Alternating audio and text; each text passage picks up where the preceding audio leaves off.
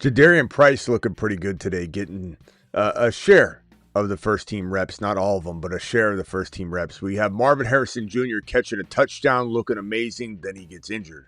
We don't know the extent of the injury yet. We'll break that down and more. We've got a few other pieces of camp news. Jordan James, the clear backup right now, according to many reports. But be careful not to take every report you hear right now from all these beat writers and people that don't really look at things the way we do. So we always have to take it with a grain of salt. But it does feel like at this moment in time, Jordan James is the clear backup. We knew that was going to be the case, though. We knew that if you're picking now, let's say Christian McCaffrey gets injured or abducted by aliens, whatever, before week 1, Jordan James would start. We've said that from the beginning. Even the cuff board, we continue to emphasize how important it is to have both these handcuffs. But later on in the year, Kalen Black might become the clear guy, and we're on the clock right here in this particular draft. Underdog promo code Smitty. If you want to draft alongside of me, your boy's going to try and do some damage without getting sniped and without. I got to do a lot of drafts without you this year. I do a lot of them with you. I do a lot of them without you because you need to see me practice what I preach and put it all to the test. And this particular pick, I'm going to smash the Ashton Genty here at this particular draft slot. Now, will I go Hampton Genty before I hit the intro? Let's see. Maybe I go AJB. I've been taking AJB and Genty, Hampton and AJB a lot. But might I go ahead and punt the wide receiver position down to the 3.11 and the 4.2? I don't know that I want to go running back here as much as I want to go Genty, AJB. But let's see. Hampton's a great pick here. Fantastic pick. Just don't love the way the running backs or the wide receivers are. They sometimes fall. Let's see. 36 overall, 35 overall. If I count ADP slots, that puts us right at Neighbors is going. Let's go ahead. Let's try a running back. Let's try it. Let's see what happens. Fantasy Football Show begins right now. File on in. Live from the FantasyFootballShow.com studios. It's the Fantasy Football Show. Live! Monday through Friday, 8 p.m. Eastern. Smitty is also live whenever news breaks. Live whenever big news breaks. Let's get back to the board here, and I'll throw my draft right here so we can kind of see what's going on here as we go. So the news right now, this is take it with a grain of salt in both positive and negative whenever we talk about players like this. But Jadarian Price in the news right now, fantastic player. We love this guy. We love him. But you just got to be careful to pump the brakes on the expectation that he's going to be getting starter looks in week 1, 2, 3, 4. But eventually he could very well take over this backfield based on sheer talent. Even when Charbonnet comes back, he won't be 100%. Let me answer these super chats here as well. Let me put these on screen here. Jonathan with a super chat. Appreciate you, Jonathan. Alexander with the super chat. Appreciate Alexander. Dropping a blank one. Alexander, appreciate you. Make sure you put your question in the super chat, or by the time I get to it, I won't see another message somewhere. Move startup, Dynasty, 12-team, Superflex, PPR. May Hurts, okay. I like the team. May and Hurts is fantastic. Mendy, I assume is Hendy. Oh no, wait, what are you doing here? Your running backs here, Genty, Hendy. Okay, I'm not sure if you meant to type something else there, or you're typing Hendy twice or something. Genty, Hendy, BTJ, Wandell. I like the team a lot. I think you're going to be hurting a little bit at wide receiver comparatively to other teams. Going a quarterback like that puts you at a little bit of a disadvantage, in my opinion, when you can grab a guy that might perform as well as Hurts later.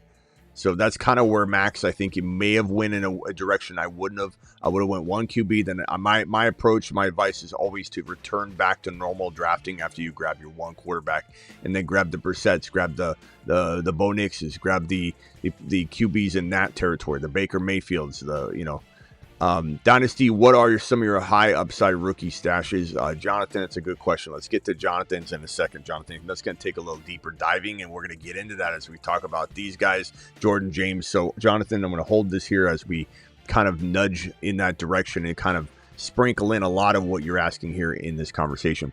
Jadarian Price being targeted a lot in passing drills through the first 3 days of training camp.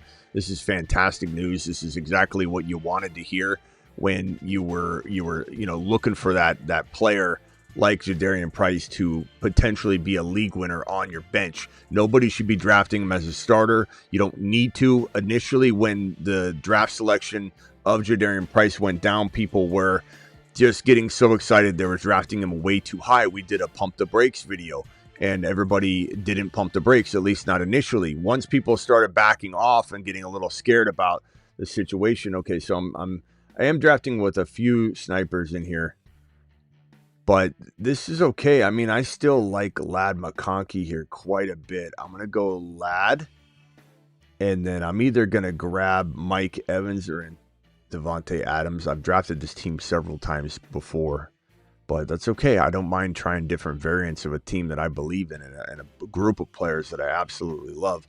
Mike Evans looked fantastic in camp, has looked fantastic in camp so far, so that's really, really good news as well. This could be a very sweet Herbert built team as well. Herbert, Hampton, Ladd McConkey, get a Charger stack going on. T. Higgins, no thank you. Ted McMillan, no thank you. Running backs available, Javonte Etienne, those are good picks, but I'm not going to go in that direction. I'm going to go wide receiver here. Wide receiver is the best available. I think I'm probably going to lean toward Mike Evans here. So Mike Evans and Ladd McConkey, a usual kind of duo for me at this spot, but we'll attack that in a second as that draft continues to unfold. And if you want to draft alongside of me, Underdog, promo code Smitty, Underdog will match your first deposit 50% all the way up to $1,000. That link is pinned in the live chat. The link is in the description of the video, and code Smitty also gets it done. I got my Rumblers over there, Hammers and Rumbles, Simi Valley, 420 man. Hammer, appreciate you being in the building. Over on the YouTube side of the fence, appreciate all my YouTubers over in this mug. Travis was first in the building tonight. DK second. Mile High third. Brett after that. And Grim, appreciate you. File on in. Buddy, appreciate you being here. All right. So a lot of work, a lot of targets, a lot of comments too the last couple of days, like, oh, he's going to be, he's a special team potential threat and all that. It's like, you don't want any of that. Also, Charbonnet, could he come back sooner than later? But even if he does, he's going to be at less than 100%. My guess is, like, you either are banking on this man's talent or you're not. I think it really just comes down to that. If you believe in Jadarian Price or you believe in Jonah Coleman, you're banking on their talent, and that's really all there is to it. If you don't believe in their talent, then you don't draft them because they're in a little bit of a cloudy situation. So this is definitely a player you either believe in or you don't, and I don't think you go down this road if you don't believe in him. I think he's got the potential to win you a league, but you have to be careful with his ADP. You have to be looking at the ADP board, which we got right here, and ask yourself the question of where's your line in the sand. And when Jadarian Price goes at 6.2 overall, it is a pretty risky territory to take him still. I like him, but I don't know that I'm grabbing him at every pick because BTJ's there. That's risky too. Tyson, that's risky too. Warren, not risky. May, not risky. JD5, not risky. Burrow, not risky. MHJ, yes, a little risky. There's so many great quarterbacks here. So I guess if you already have your quarterback, you have Josh Allen early or something, and you already have a tight end, let's say even, and you don't need Jaylen Warren, which is a smash there, or Jaylen Warren happens to get drafted, then I guess it's not a bad move to grab Jadarian Price, but I think he's better mid-6, late-6, top of 7, preferably. ESPN, Yahoo, you might find Price in 7 comfortably there and not find him there in Underdog on the 6'2", 6'3", 6'4" track. So you just got to kind of look around. Your ADPs are going to be different. And he's an exciting player at the right price. But 6.1, 6.2, 6.3 still feels a little bit like the expectation, at least the cost of entry, is that you're getting him in week 1 as your starter. You just have to be a little bit cognizant of that and not think you're down on him or you're a doubting Donnie because you're careful with it. And then in leagues where he does fall, you take advantage. I think it's just going to be one of those players you're going to draft sometimes because of ADP and sometimes not because of ADP. And that's not a knock on him. That's not a careful Caleb move. It's not a nervous Nelly or Nancy move. It's just being smart. Claiborne, another rookie stash that I love. especially at the RB position. Malachi Fields, we love him as well. Kalen Black, I love Kalen Black a lot. All right, let's go back to the draft board. We're on the clock here. 14 seconds left. Bucky's there. BTJ is there. Unfortunately, we don't have the running stable that we would have liked at this stage in the game. But I don't know. This is pretty good value here. Bucky. I'm going to take Bucky here. We don't have a lot of Bucky. So let's smash the Bucky value and do it live. So I've got Genty, Hampton, Ladd, Evans, Bucky. Now, Herbert's ADP, if we ADP count Herbert down to the 81 overall, we're pushing our luck here. And he may fall to that pick. It's going to be very close. And if I wanted to not go Drake May here, imagine going with Caleb over Drake May. If I want to not go Drake May here, I could go RB, but I don't really feel like this is where Price is. This is Price's ADP. BTJ's here. I like that. I think it's worth going Drake May here. I'm going to go Drake May. I still could take Herbert and Bully QB this thing on the way back, but this is the best player available. I'm not pushing this. I'm not pushing it at all. Bucky over Judkins. What did you see me just do, Chuck? I just did it right in front of your face. So, of course, that's how I feel.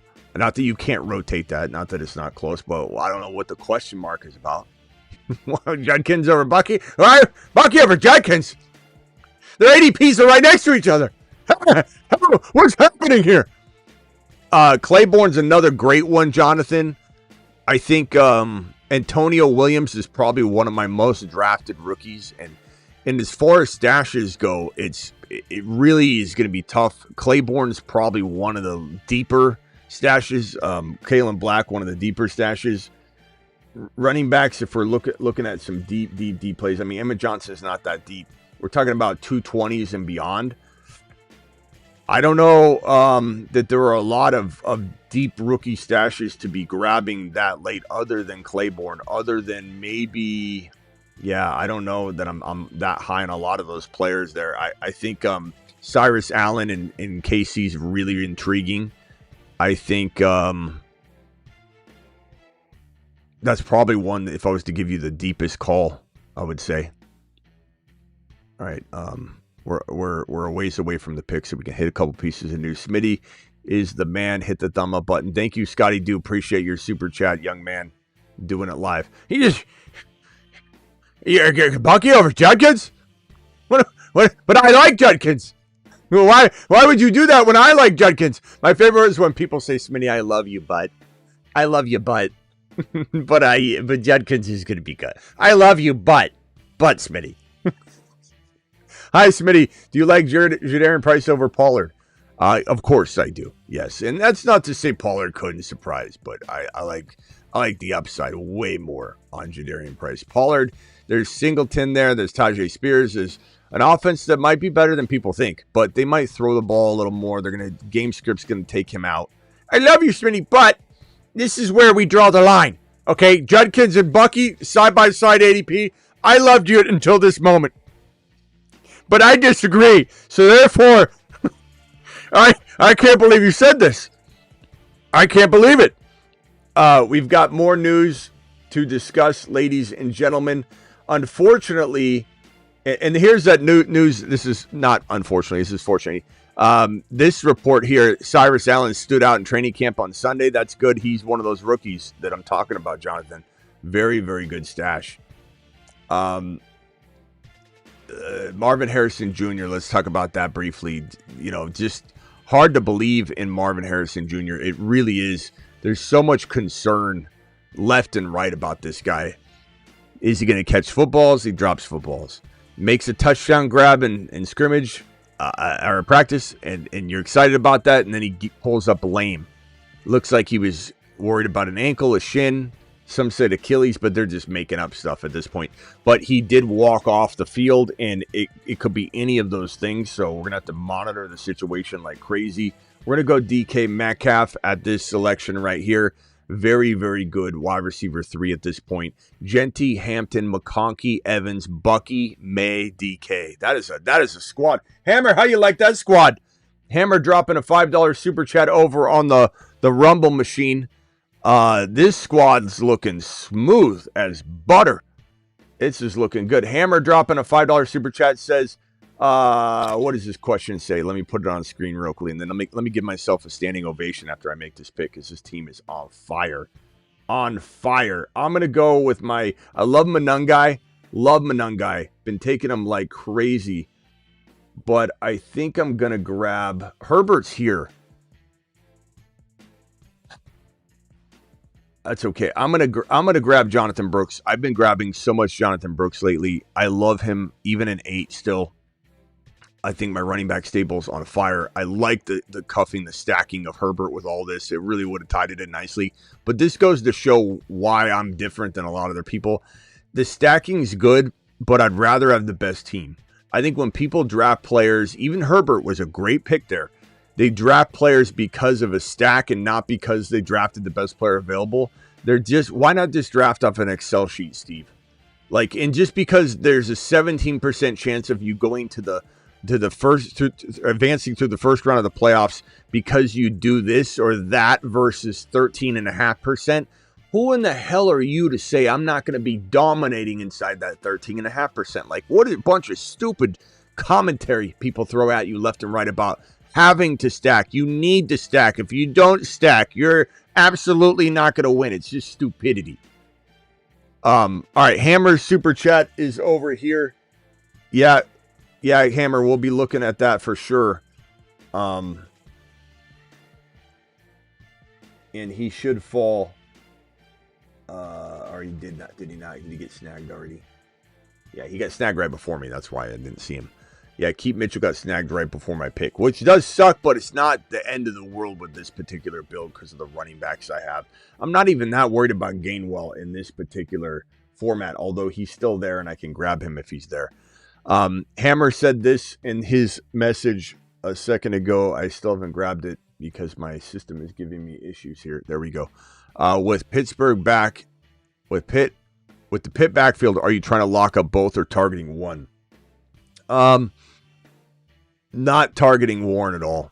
I liked Warren. I even liked Warren a little bit last year, but I don't care. The guy has had a lot of time to wow and prove that he's worth it. And I just don't think he's ever hanging on to the job. And I don't know that Dowdle at his age would hang on to it for a full year anyway. But that's why I would rather just draft Dowdle and maybe he dominates from like week 7 on and has a little bit more than half a season where he just explodes and he can stay healthy the entire section of time that he's in there without going down. So I'm just a big Dowdle guy. I stay completely clear of the Warren situation.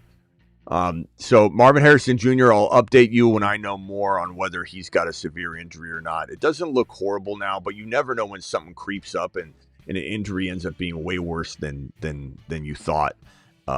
Just because someone walks off on their own power and all that, he was definitely looking down at his lower body, shin, ankle, something like that.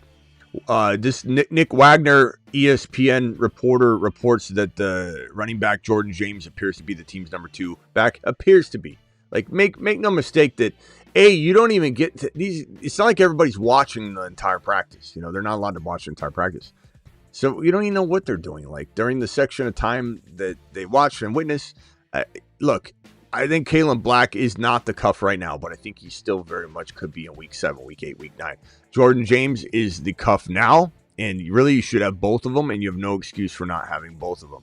Kyle Shanahan, who got in a car accident, had, I believe, like a broken wrist or fractured wrist, 40 stitches to his face, 3 broken ribs, a concussion, showed up briefly attending the practice on Sunday, and that's exactly what I predicted would happen, that we were hearing a lot of this news a little bit late, and it's just going to kind of almost be a nothing burger within less than a week. This report right here, Judkins' leg ankle will be a full go for Browns training camp. We heard this a while ago, but it's nice to know that he is still, looking like he's not having any sort of setback whatsoever. Thanks again, Hammer, for the super chat. We're on the clock right here with 13 seconds left. Michael Wilson's there. Fannon's there. We're going to go Fannon here. This is the easiest click on the entire board at this point. I'm going to have a Fannon video tomorrow. Fannon might be just the best second or third best pick in fantasy football 2026. This is an unbelievable team right here. Genty, Hampton, McConkey, Evans, Bucky, Drake May, Metcalf, Brooks, Fannin. And you notice how I'm not worried about stacking. I'm not worried about backing up or cuffing anything in particular with this team because it's so widespread and just super solid. I'm not even concerned about it. Like Gainwell, I kind of want to take Gainwell here. And I kind of just want to keep riding with the best player available. And I really do believe this is more important right here. I'll just grab Gainwell here. I was going to grab Stafford, and then I just last second let it go on my queue. Gainwell, we'll cuff it. That's fine. I feel like that's a real secure move here. I probably wouldn't have done it if I had already cuffed Keaton Mitchell. But I don't mind cuffing one of them. But I'm not super focused on that. Kyle Pitts was a great pick. Stafford was a great pick. But all of those guys are backups, right? Pitts would be a backup to Fannin. Stafford would be a backup to May. The rotation of that, how's it serve me? The rotation of Kenny Gainwell, Bucky might serve me just a little bit better, given that I don't have Keaton Mitchell. So we're going to roll with that. Let's go back to the news board real quickly and continue on here. So Marvin Harrison Jr. injured. We don't know how bad. We'll let you know probably tomorrow. Jadarian Price taking first-team reps, but, he's sharing that. It's not taking all the first-team reps. Judkins is good to go. We heard that, weeks ago, but that's another piece of news. Jordan James is apparently the backup right now. Cyrus Allen looking good. We did that piece of news, Jadarian Price, and I think that's all the news we had. Oh, here's one more piece of news. Woody Marks, and this is why Monty is one of the worst picks in fantasy football.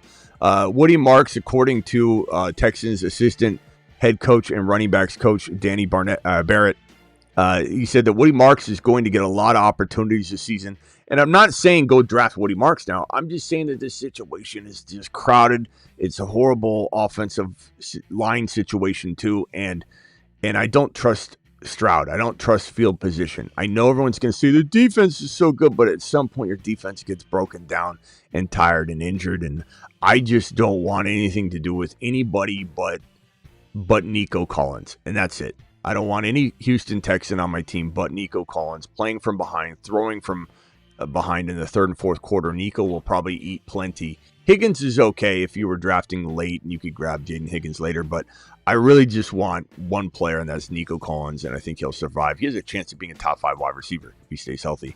Woody Marks, Monty. I'd rather have Woody Marks at cost than Monty at cost, that's for sure. So if I have to pick one, it'd absolutely be the man, the myth, the legend named Woody Marks, who we love. We just know that this team doesn't love him as much as we love him, and that's unfortunate, but it is what it is. All right, phone lines are open. Draft board is on screen. Anybody wants to draft alongside of us, do your own draft right now. Underdog promo code Smitty. That link is pinned in the live chat. The link's in the description of the video. Code Smitty gets it done as well. Hammer, are you playing from behind? Yeah. Are you drafting Warren, Jaylen Warren? I am not, but curious if you are. I just don't see the need to. It's not like I hate him or I'm avoiding him. It's not like if I saw him on the street, I wouldn't say hi, but I just would rather have other players, to be honest. Likely Jalen Coker. I'm going to cue Jalen Coker. Malik Willis. I need a backup quarterback. He's a great one. Conquo, Goddard. Love those guys. Those are fantastic picks. I'm going to take at least 2 of the guys that I'm naming off right now. I think I'm going to wait. I don't need to go any lower than that. I don't need to go any lower than that right now. So Baker's also another great pick. Baker, this guy might take Baker. Yeah, I was going to say he might take Baker because he's got Egbuka. And people are so addicted to stacking in this situation. I don't blame them, but okay, so let's go with let's go Jalen Coker here. And man, I want to go with Conquo badly, but I think I'm going to lean on Fannin here. And I think I'm going to make sure I'm more tidied up at the QB position. And they changed the app around. It's a little bit of an adjustment on your eyes. They just changed like the font and the spacing and everything, and your eyes have a tough time adjusting to it. It looks good, and I think once we get used to it, it'll look really, really clean. But it is a little bit of adjustment as you're drafting. Has anybody noticed that? We'll go with Malik Willis just so I can button up the QB room just a little bit. I think it's the most important part of everything. The bye weeks also moved. They used to have that like right next to them. Now it's underneath. Just everything's moved around. Bye week 11, bye week 6 for my quarterback stable, so I feel pretty good there. And then we'll see if we get any of our guys to fall that we wanted to fall. Let me go to these super chats that are kind of mounting here. I apologize for the delay. This one from David. Then I've got Alexander again. I'm confused with best ball and redraft and the difference. They're both not dynasty or keeper, but best ball is you draft once and you're done. You don't do waivers. You don't have ad drops. You just have to draft the best team you can, and the lineup requirement, your best starters will. Think of it like you're essentially, you're not drafting your starters. You're drafting as many QBs as you want, as many running backs as you want, as many wide receivers as you want, as many tight ends as you want.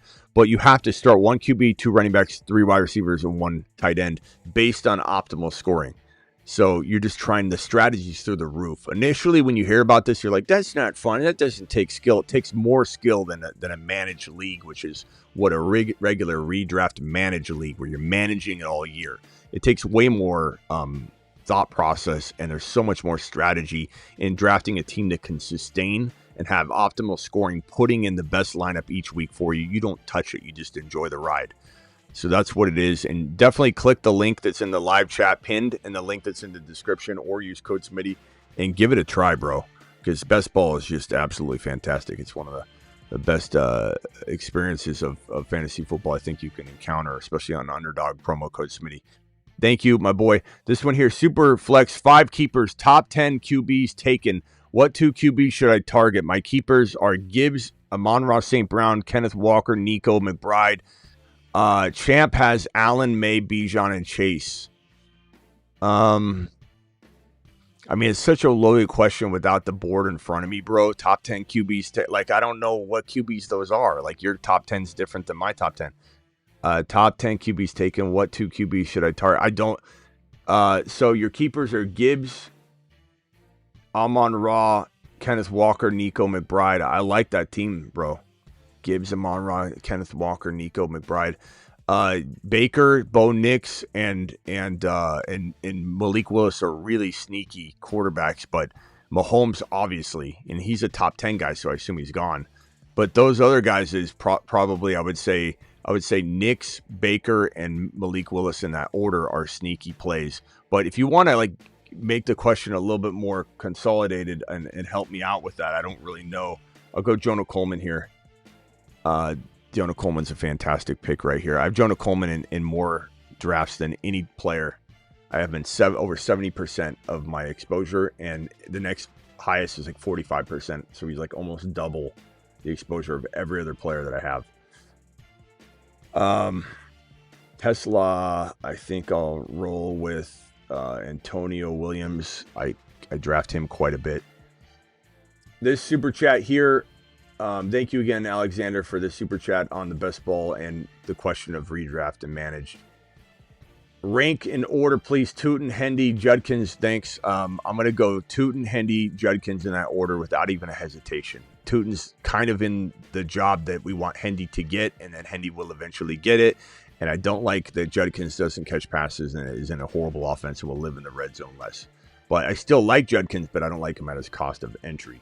Thoughts on Mooney in the slot? I don't really draft him much, but I could see myself coming out of week 1. Things look different than we think with Malachi Fields or whatever. San Francisco, so waiver wire potential, but not really drafting much of them. San Francisco redraft, or no, Superflex. San Francisco Superflex. My mind just went to SF. This is from Scotty Dew with the San Francisco logo. Superflex redraft. Bo Nix, Young, Shuck, Hampton, Tootin, White, Bigsby, Keaton Mitchell, JSN, Rice, AJ Brown, Adams. Tunja's thoughts. Yeah, I like it. I'm not a big fan of having Bo Nix as my starter in a 1 QB.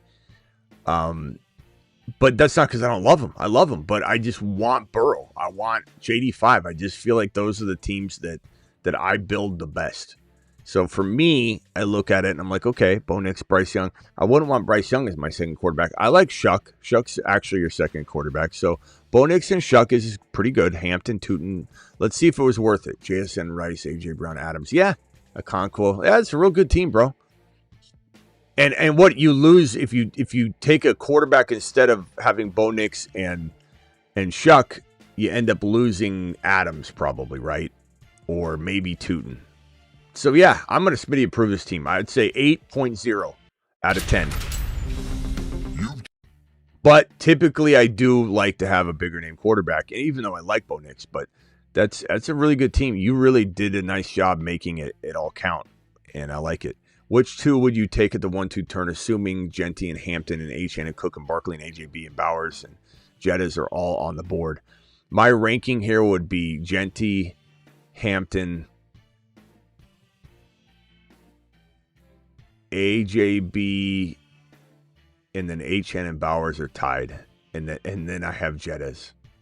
But that isn't to say I'm not taking Jettas on a rotational basis. But if you told me to just one time, one pop, rank them, I just don't trust the Minnesota Vikings right now. That could change. I'll let you know the moment it does. We've been drafting a lot of JJ. I didn't feel this way the entire offseason, admittedly. But right now, I'd rather have Bowers and AJB over JJ. I just would. And I don't care if the ADP tells me I'm wrong or something. We're still talking about marginal differences that make me just say I don't care. I'm drafting the player I want. I don't want to get stuck with JJ because ADP says I should have him. So that's the way that I would rank him. Thank you, J Money. Appreciate you.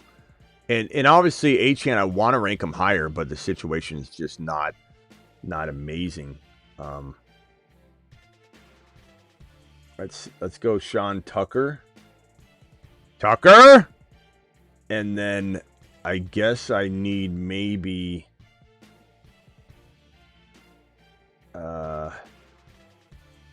you know what? I'm going to go I was going to go Brissett. Dang it. I was going to go Brissett. There's not a lot of good quarterbacks here at this point. Tua's not bad. I might take Tua just to get a third quarterback. I don't necessarily need it, but I certainly would prefer to have a quarterback behind Willis. But let's maybe go wide receiver right here. I'm gonna time out, so I'm just gonna take Tank Dell. I think Tank Dell could have some use this year. I think it really could be exciting at some point. Not sold on Tootin, though. Well, Rome, that's your problem. It sounds like a you problem and not a me problem or a we problem. Sounds like a you problem. It sounds like something you got to work out for your own sake. Thank you all for those super chats. Appreciate every single one of you. Thank you, Hammer, with the $5 on Rumble. Thank you, Thank you, 77. Thank you, Jordan. Thank you, Scotty. Thank you, J Money. Thank you, Alexander. Thank you, David. Thank you, Jonathan. Thank you, Scotty Do. Thank you, Alexander again. Thank you, Jonathan. Thank you, Alexander. Thank you, Max, for all those super chats on the YouTube channel. And if you guys got any more, I will handle them in order in which they're received. DJ, you're live. Best show on the planet, Smitty. Thank you. What's up, squad? Oh, no doubt. Wanted to talk a little bit about Tennessee, bro, in terms of Dable and his influence, or at least his track record. Number one, you know, he tends to be pretty good with super chat alert. I guess kind of calling rookies and getting them developed, both wide receivers. Of course, we talk about Neighbors, talk about Diggs, you know, Jones, Allen. So, you know, I think just on camp news, their value is going to jump. You know, what do you think? Which player in particular? Well, both Ward and Tate. Yeah, I mean, I think Ward's going to throw to Tate a bunch. I think, and I hate to use such a dated example, but like when Anquan Bolden was in Arizona as a rookie, like he just got fed, and it was the right formula of just lots of volume. And that was like when we started to see receivers start to do well as rookies. And this is just going to be one of those things where it doesn't even matter if you like Tate. His volume is going to be there. He's going to get tons of work. They're going to be throwing from behind. I think Dable will get things cooking. It's going to be a pretty good offense. Ward's very underrated. He's going to make mistakes because he didn't really have the right, everything wasn't really lined up. So he's still learning. And Ward's going to be pretty good. Ward's got a pretty decent chance of really surprising into the tune of a top 10 to 14 quarterback. And that's just going to feed Tate. Not super excited about anything but Wandell, Tate, and that's about it in the offense overall. Helm a little bit, not as much as some, but I like him. But it's just for me, it's all about Tate and Ward. I draft Wandell when it falls properly for me. Doesn't always, but sometimes it does.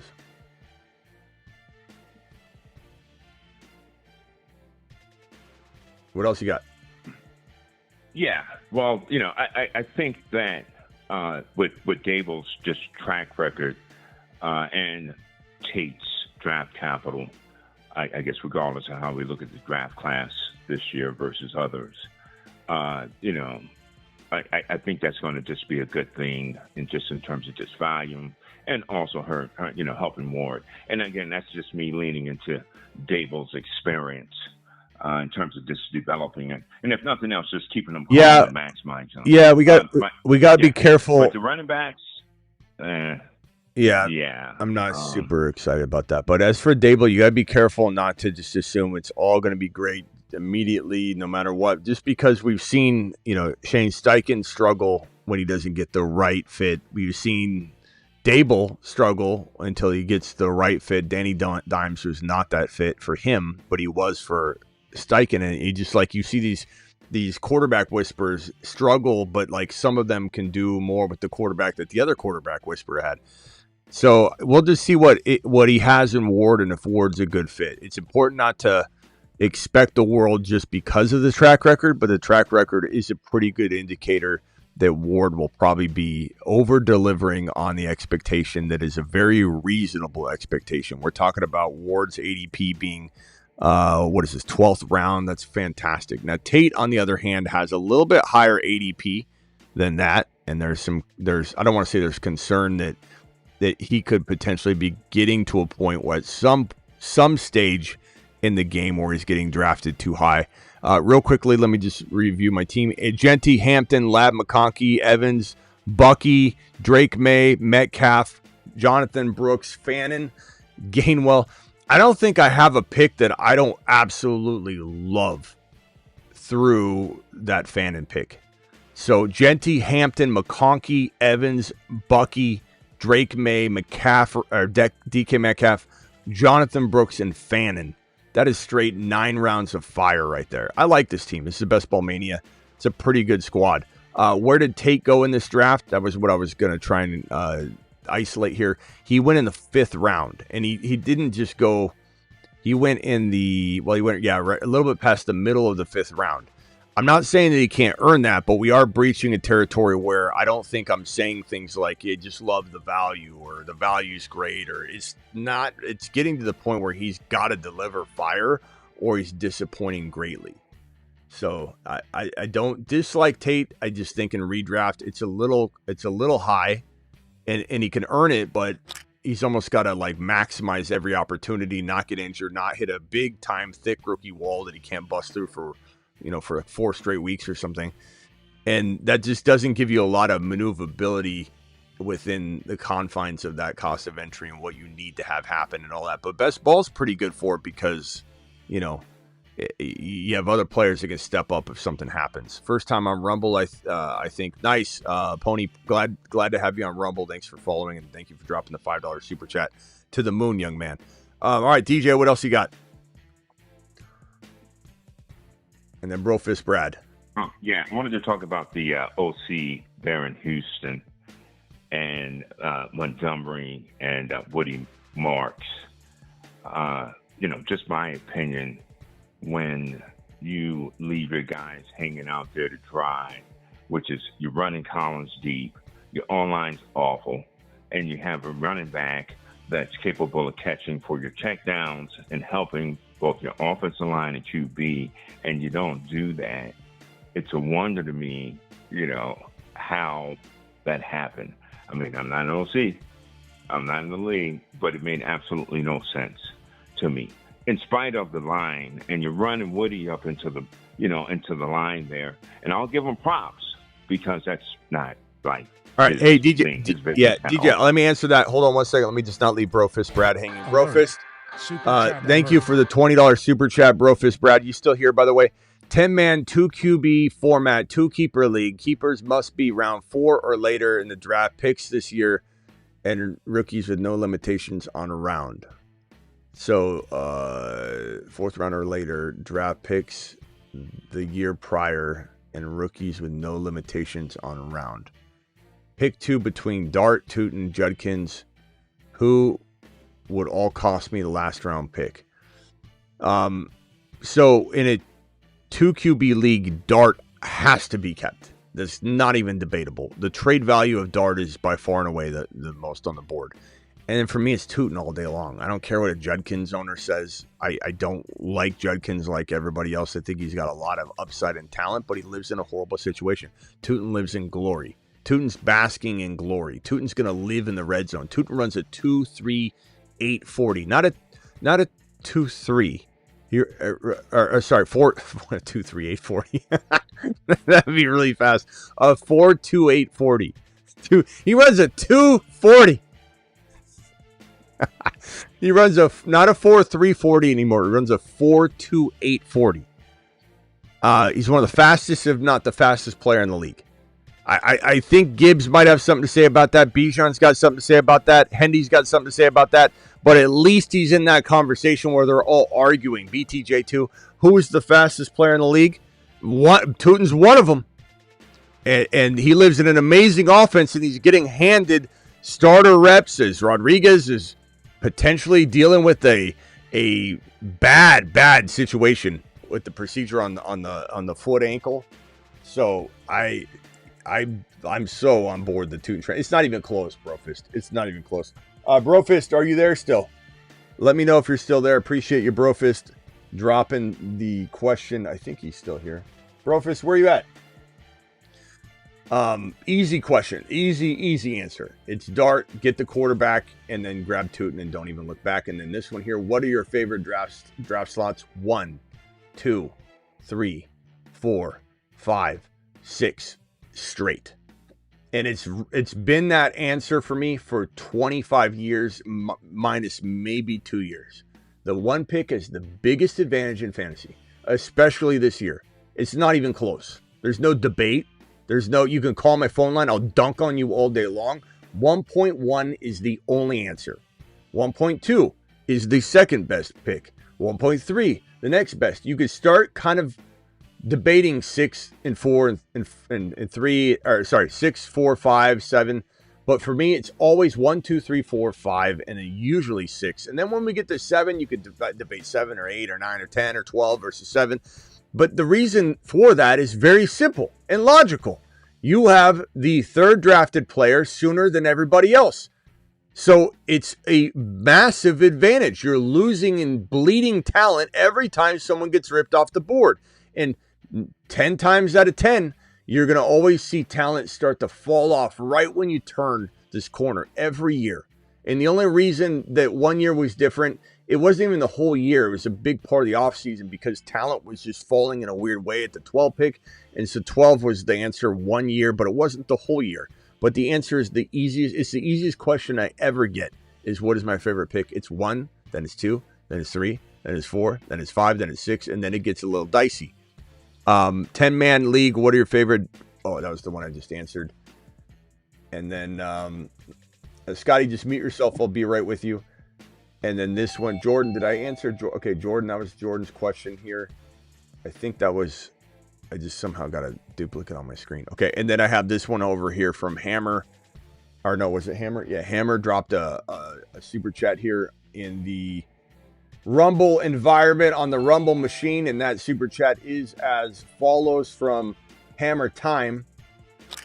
And he says this right here. If I could get my screen to play nice with me today, it seems to not be. Big boy home league draft order revealed 14-man redraft, got 7 pick. Crazy Yahoo has Devontae over AJB, Rolling Sun God.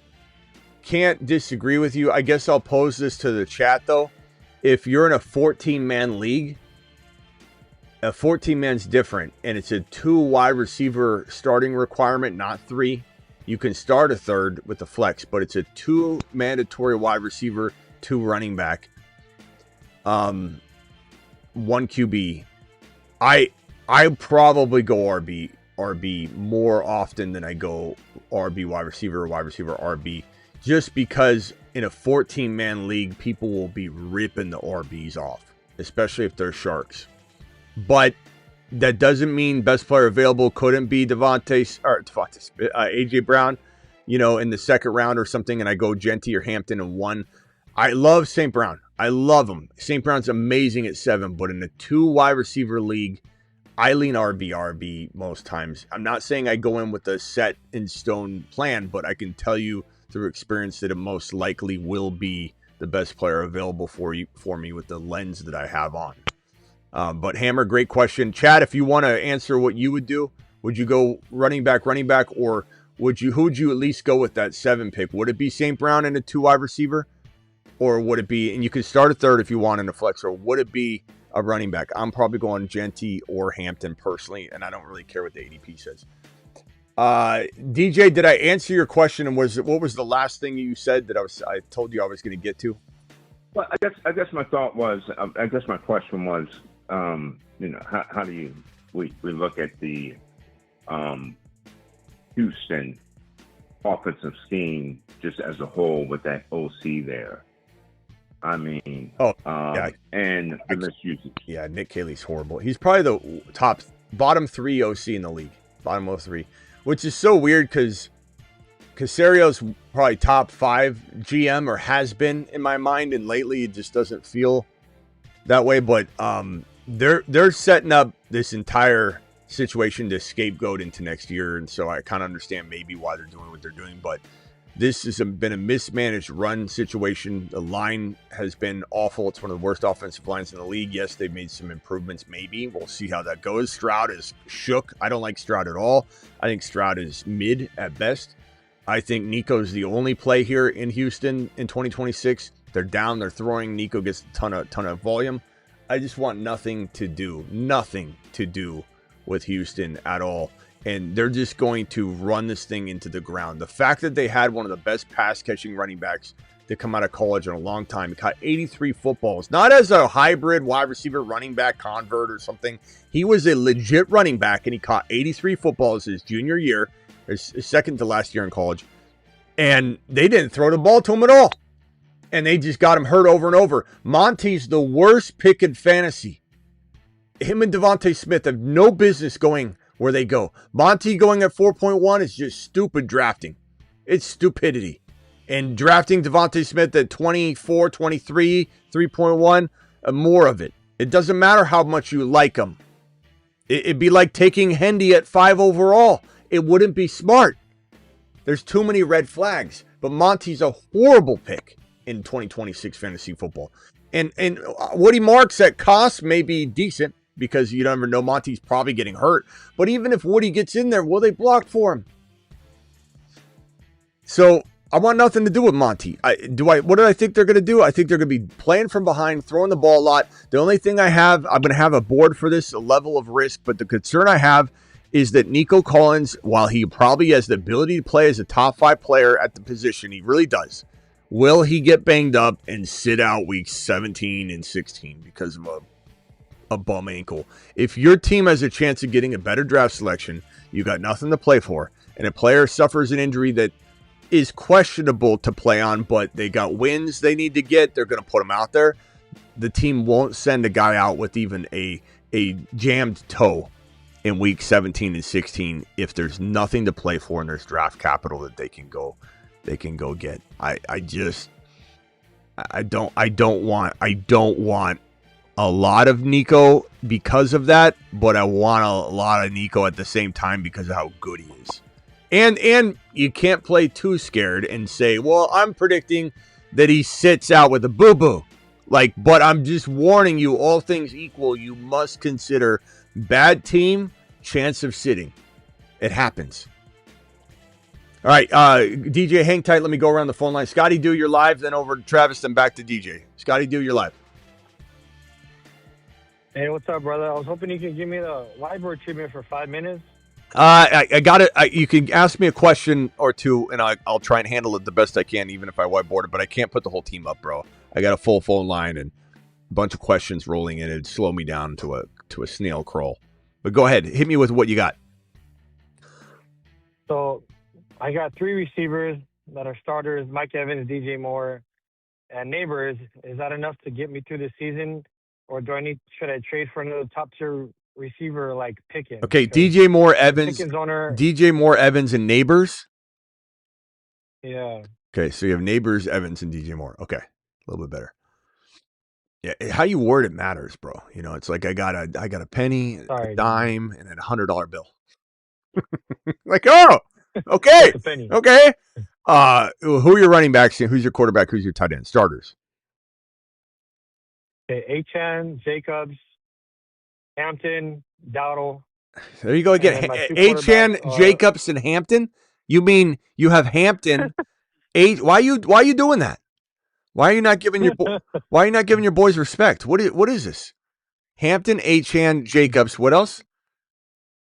Jeez. And Dowdle on my running backs. And then Goddard and Ferguson with Mahomes and May. You mean May and Mahomes? Scotty.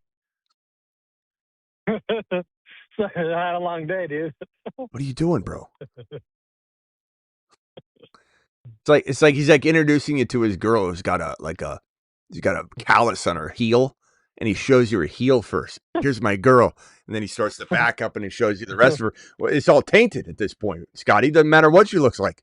What are you doing, bro? All right, May, Goddard, Neighbors, Evans, DJ Moore, Hampton, Achane. I'm trading Jacobs to go pair with, and I don't mind keeping DJ Moore, but if you could upgrade that, that's fantastic. Jacobs for just another wide receiver like BTJ and something, or you can get more for Jacobs than BTJ, but you can maybe get a potential running back and BTJ, or take Jacobs and trade him straight across for.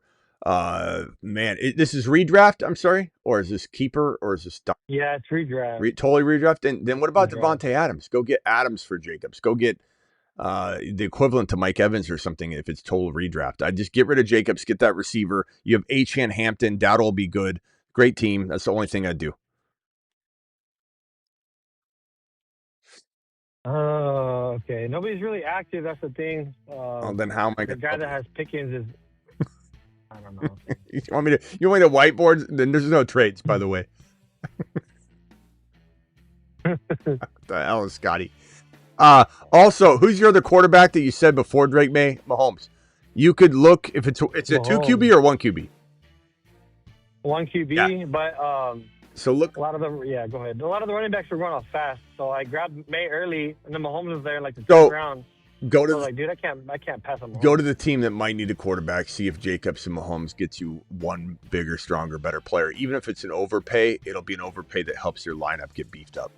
All right, Scotty, hang tight. Let me go over to Travis real quick. Travis, you are live, but let me just answer this question real quick. J Money says, end of round 2, take Bowers, Walker, AJB, Nico, or Chase Brown. Such a tough call because, first of all, Nico put to the bottom. Not because we don't like him, but he's just not in this. He's not in this group of players. He's the next in line, and he's great, but he's not in this group. The guy that goes highest is traditionally going to be Walker. But it depends. If you've got a running back already, I lean AJB or Bowers. And I love Walker, but I do. If I had to rank how I really feel it's gonna go in terms of value, and if you do crush the other positions, which is out of my control, that you're gonna be good at doing that. J Money, not saying you won't be, but my answer is Bowers, then AJB, then Walker, Or no, Bowers, AJB, Chase Brown, then Walker, or Walker, Chase Brown, either way. But it's Bowers, AJB in that order. Those are the first two off my board. If we're just talking about straight up value and how they're going to do and how they're going to serve you. But I can't guarantee you'll build your team right around Bowers where you screw up and chase the running back and wide receiver position the entire draft. That I can't control. But Bowers is going to have 1350, 100 plus receptions, and probably like 14, 15, 13 to 16 touchdowns, in my opinion. The worst case for him is 10, 11 scores, 100 receptions, and like 1,200 yards. So he's going to annihilate everyone. That's what McBride did last year. 120, 1,200, and it was 11, I think. That's his floor. That's his absolute floor. I think we're about to see the best tight end season and probably a player, Bowers, that goes locked into the top 8 next year. He'll be that Gronk, that Tony Gonzalez, the player that everyone wants in round 1. The positional advantage is worth the round 1 pick. We're going to have the round 1 pick debate all offseason next year. And we might even have to be out at that point because I'm not a big first-round tight end drafter. I'm about getting the guy before he does it and relishing in the year that he plays the way that nobody saw fully coming.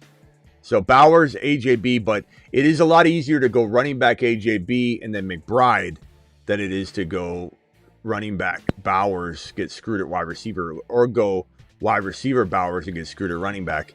The balance is better, and McBride's super good around 3, and then Fannon's great later. So J Money, good question. Travis, go ahead, you're live. Hey, what's up?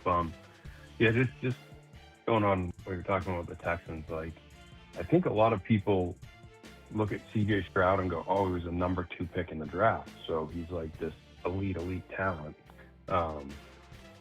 He was a number 2 pick in the draft because it was him and Bryce Young and nobody else really. Like, and to me, C.J. Stroud is very similar to Mac Jones, where if you put something around him, he can, deliver balls. We've seen him make Nico Collins a wide receiver once, so we know he can target a guy and get him the ball. But people don't look at Mac Jones and C.J. Stroud similarly because Mac Jones went 18, but there was Trevor Lawrence and Zach Wilson and Trey Lance and Justin Fields, and he was in a different draft. And Mac Jones put up better numbers in college last year, and so I just see them very similar, where they're like on the edge of being a backup, but can start in the league too if everything around them is correct and good. And I don't know if the Texans can quite do that for them. So I'm the same way with the Texans. Just like until I see something different, I gotta stay away. Until you see the 2.38 40 time that I just claimed that Newton can have, you need to see it to believe it. 4.28 is what I meant. It. I'm not dyslexic or whatever, but with that 40 times, sometimes it can trip you up when you're trying to say 4 point whatever and you're saying 40. 4.2840 for Tootin. That's fast, man. That's what they're saying he runs right now. That's crazy, bro. He is so quick. And the thing I love about Tootin is his explosion. He if you remember back when Achane, his rookie year, and Gibbs was when they were balling out, we were doing standing ovation after standing ovation, late in the season, just standing up every Sunday we come in. The acceleration of Achane and Gibbs, that's what Tootin brings to the table. He brings the same acceleration to the table as those guys, where there's a window closing on him. The end zone's 8 yards away. They do a draw play. They hand it off to Tootin from a complete stop. He goes, and this window that looks like it's like a train. It's like Fast and the Furious. The train's coming, and Dom's driving the car, and he's going to jump over before the train goes by. There's no way it's going to happen. It's too close for call. This window of two players closing in, and Tootin just goes untouched through the middle of them. Like Tootin, Achane, Gibbs, they're in the same ballpark of acceleration and explosiveness. Just wait. I'm not saying that Tootin will play like Achane and Gibbs, but you shouldn't be saying that he can't either. He's going to be unbelievable. I can't wait for it. Tootin feels very much like our Achane this year. I just, things go awry. We're going to miss. Players get hurt. He could fumble the job away. Who knows? But damn, if I don't feel like this is Achane. We felt Achane had some risk. Achane was not a lock. That took some balls to talk about Achane like we did, because we knew there was risk, but we thought he'd circumvent the risk, and damn did he ever. And I think Tootin's the same damn thing, and he's going to explode and win leagues. Travis, as for your Stroud commentary, yeah, I just don't see it in him anymore, bro. Ever since, and everybody can get mad at me all they want. People got really mad at me when I said this when it happened, but when he started crying like a baby on the field, I just said this is not a field general. It doesn't look. I'm not saying your dog dies tomorrow, you shouldn't cry, or that your grandma dies tomorrow, you shouldn't cry, or you lose any loved one, or your car gets totaled and it's your favorite thing ever and you shed a tear, or you tear your ACL and you're in pain and you cry. You win a Super Bowl and you're hugging onto the trophy and you cry. We are human beings and you should be able to have emotion. I am not saying that at all. But when Caleb cried like a baby in his mom's arms in front of everyone on the field, when Stroud grabbed his teammate and whimpered when Tank Dell tore his knee up. Tank Dell didn't die. Nothing happened to Tank Dell. He didn't get abducted by aliens and never came back. Tank Dell didn't fall off a ledge. And he didn't fall into the Grand Canyon. Like, Tank Dell injured himself. And he's weeping like a baby. And that's the moment where I just said, this guy can't lead a team in a locker room and have that backbone that a quarterback needs to make decisions that Stone Cold Joe Burrow.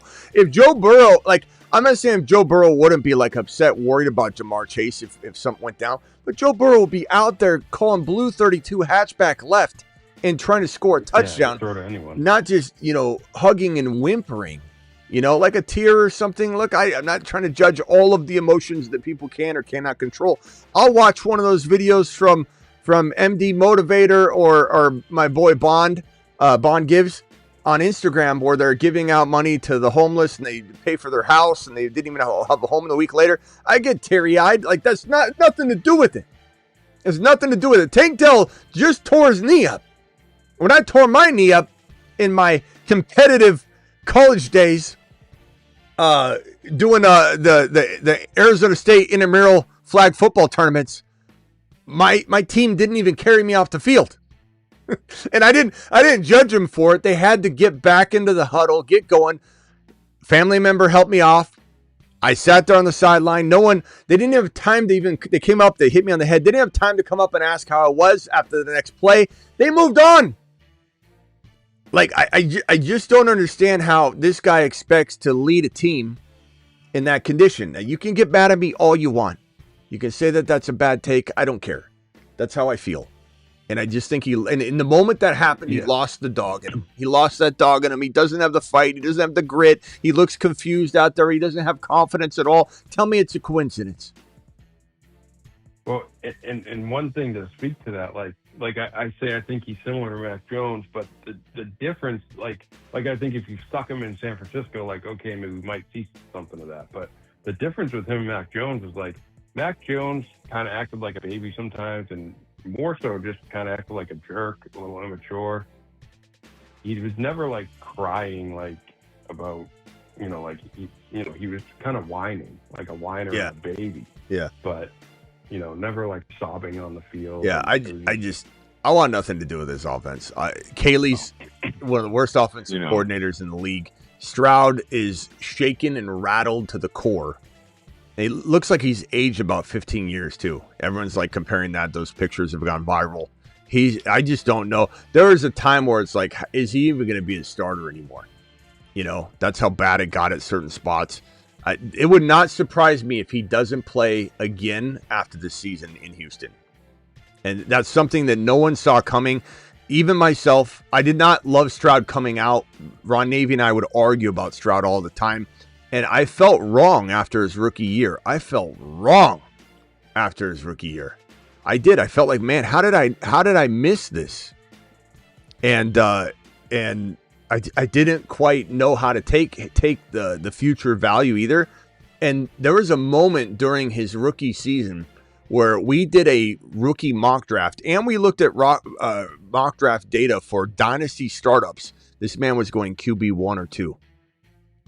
So the whole world thought this rookie season he dropped was just a harbinger of things to come, which is why you got to be careful with Caleb, because a lot of people think Caleb is the second coming of the next top 3 or 4 quarterback, but we've seen this song and dance before. It happens a lot. Well, I think that's all the more reason in terms of the OC that's there. Stroud.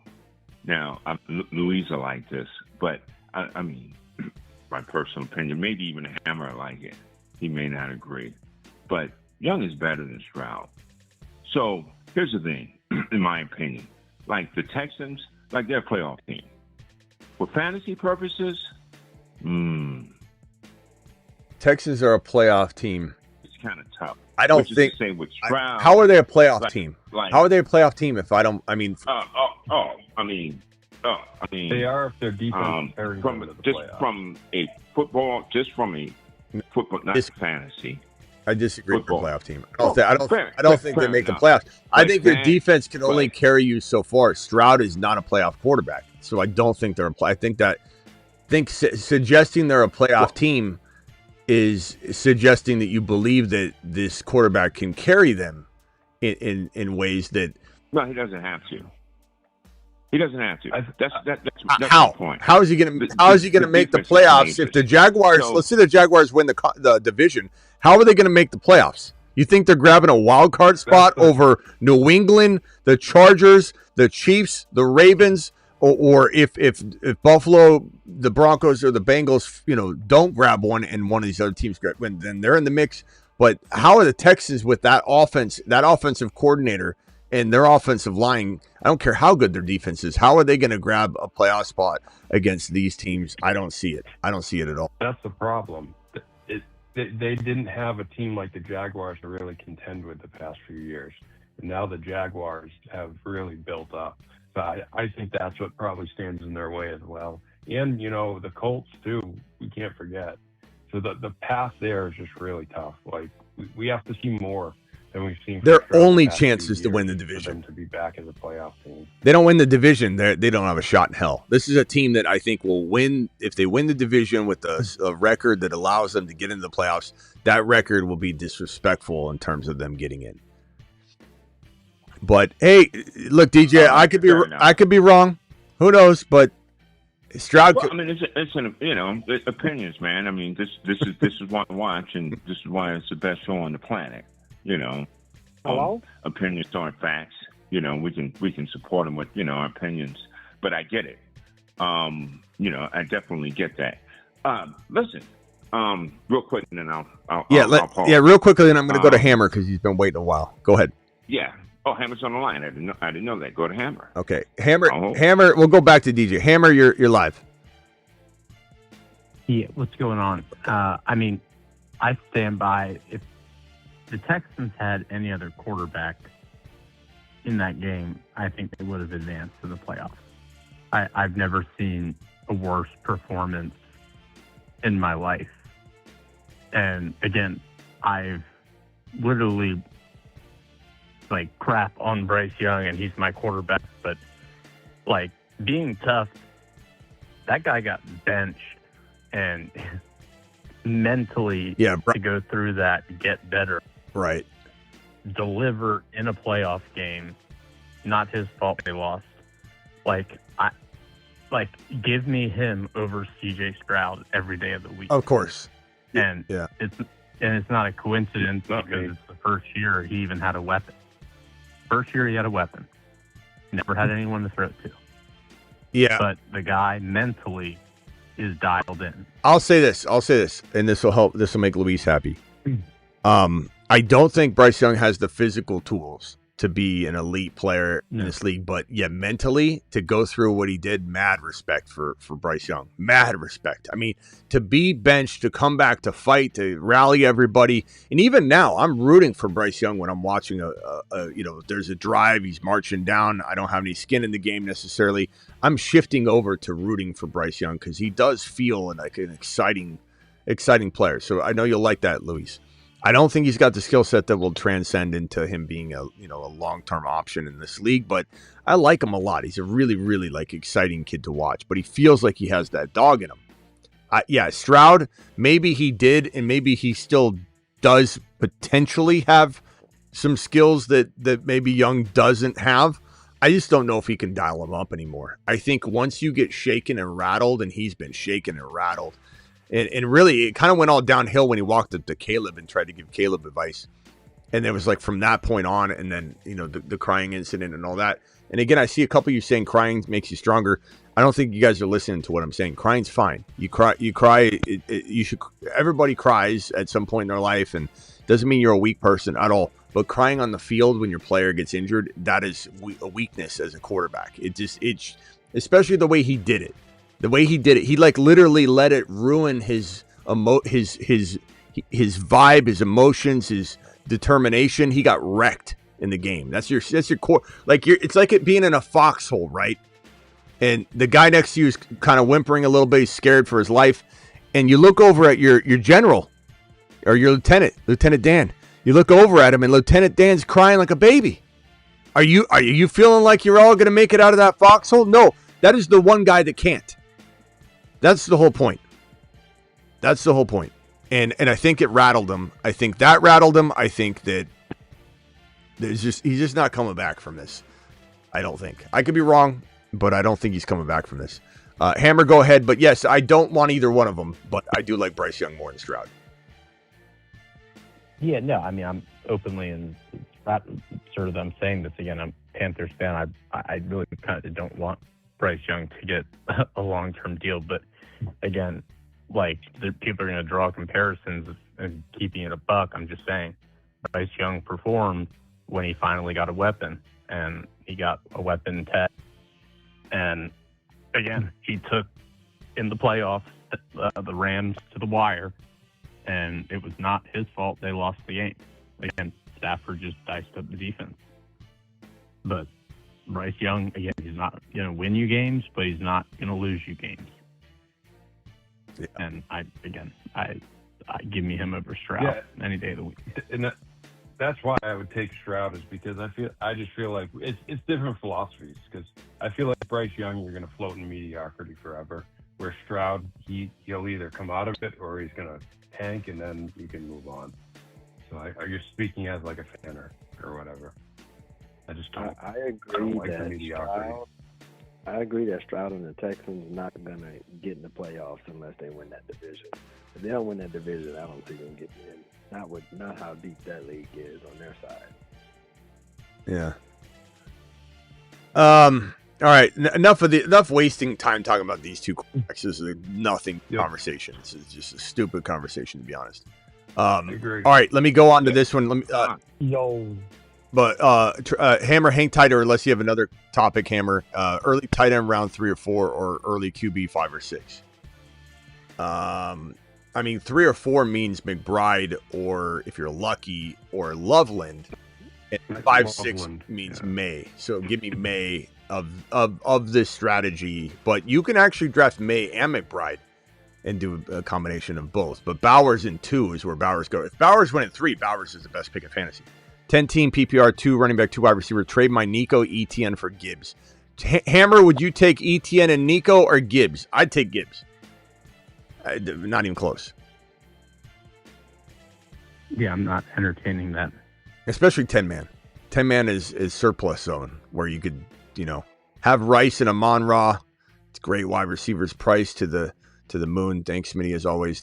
Chuck Nasty, it's an easy call. Gibbs side for me if I'm picking one side. Very, very easy. Gibbs side. All right, let me go around the phone line here. Hammer, don't go anywhere. Travis, don't go anywhere. DJ, you can stay on the line, no problem. Double T, is that you?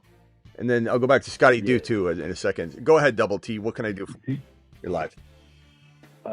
We're talking about early tight ends on that guy's question. That was 3 questions ago. It made me think of a question in Dynasty. 2nd round. Omari and him. Oh, also premium tight end. So Dynasty premium tight end, 2nd round. Omari and Hampton's there, and Brett Bowers. Who we taking? Bowers could be a first rounder in premium, but it depends on if it's 0.5 or a full point. So what is it? Full point. Yeah, I mean, Bowers is like borderline top 10, bro.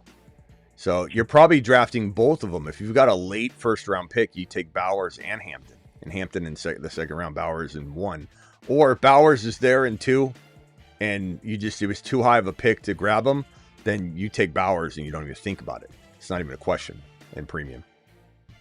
Not even a question. Okay, but it's a super flex. So you took JD5 as your first pick, and the second pick now Hampton and Bowers is there. It doesn't change anything. Bowers is the pick. Okay. Yeah. I think JD5 is a great pick that high up, so you wouldn't want to necessarily take Bowers up there when you could, especially if you think you can get him here and these guys are sleeping at the wheel. But even McBride gets pulled up to this exact draft slot. So Bowers is going to take McBride. I mean, McBride deserves to be in a tight end premium. He deserves to go in the second round. Bowers deserves to go at the 1-2 turn at a 1 full point tight end premium. That's crazy. That's crazy value. Okay. You get JD5 and Bowers in a super flex tight end premium, you're set. You just got to not screw up. Okay.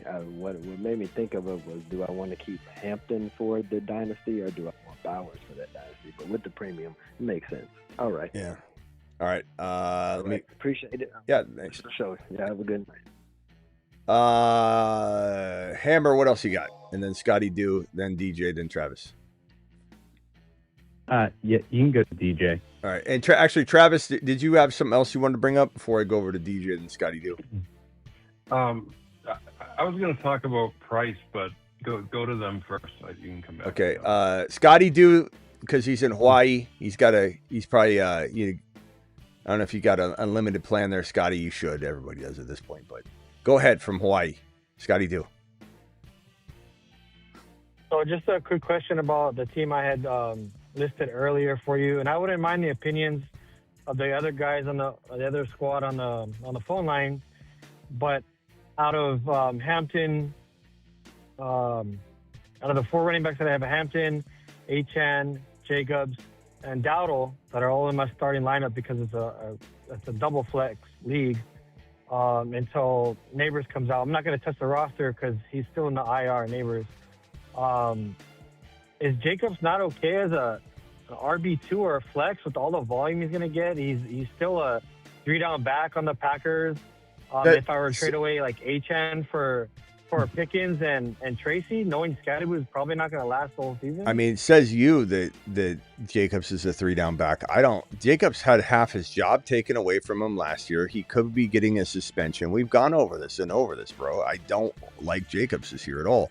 And his value is so high, it's the easiest trade away player that you have, because why hold on to it when he could get suspended? Why hold on to it when he clearly is in drop-off mode? And even if he somehow manages to score 8 or 10 touchdowns, get barely 1,000 yards, and I'm wrong and I'm a year early, you're still trading him at such a high value. You're getting that production back in the player you get back, and you both win. If I'm wrong, you still win. If I'm wrong, it's a wash.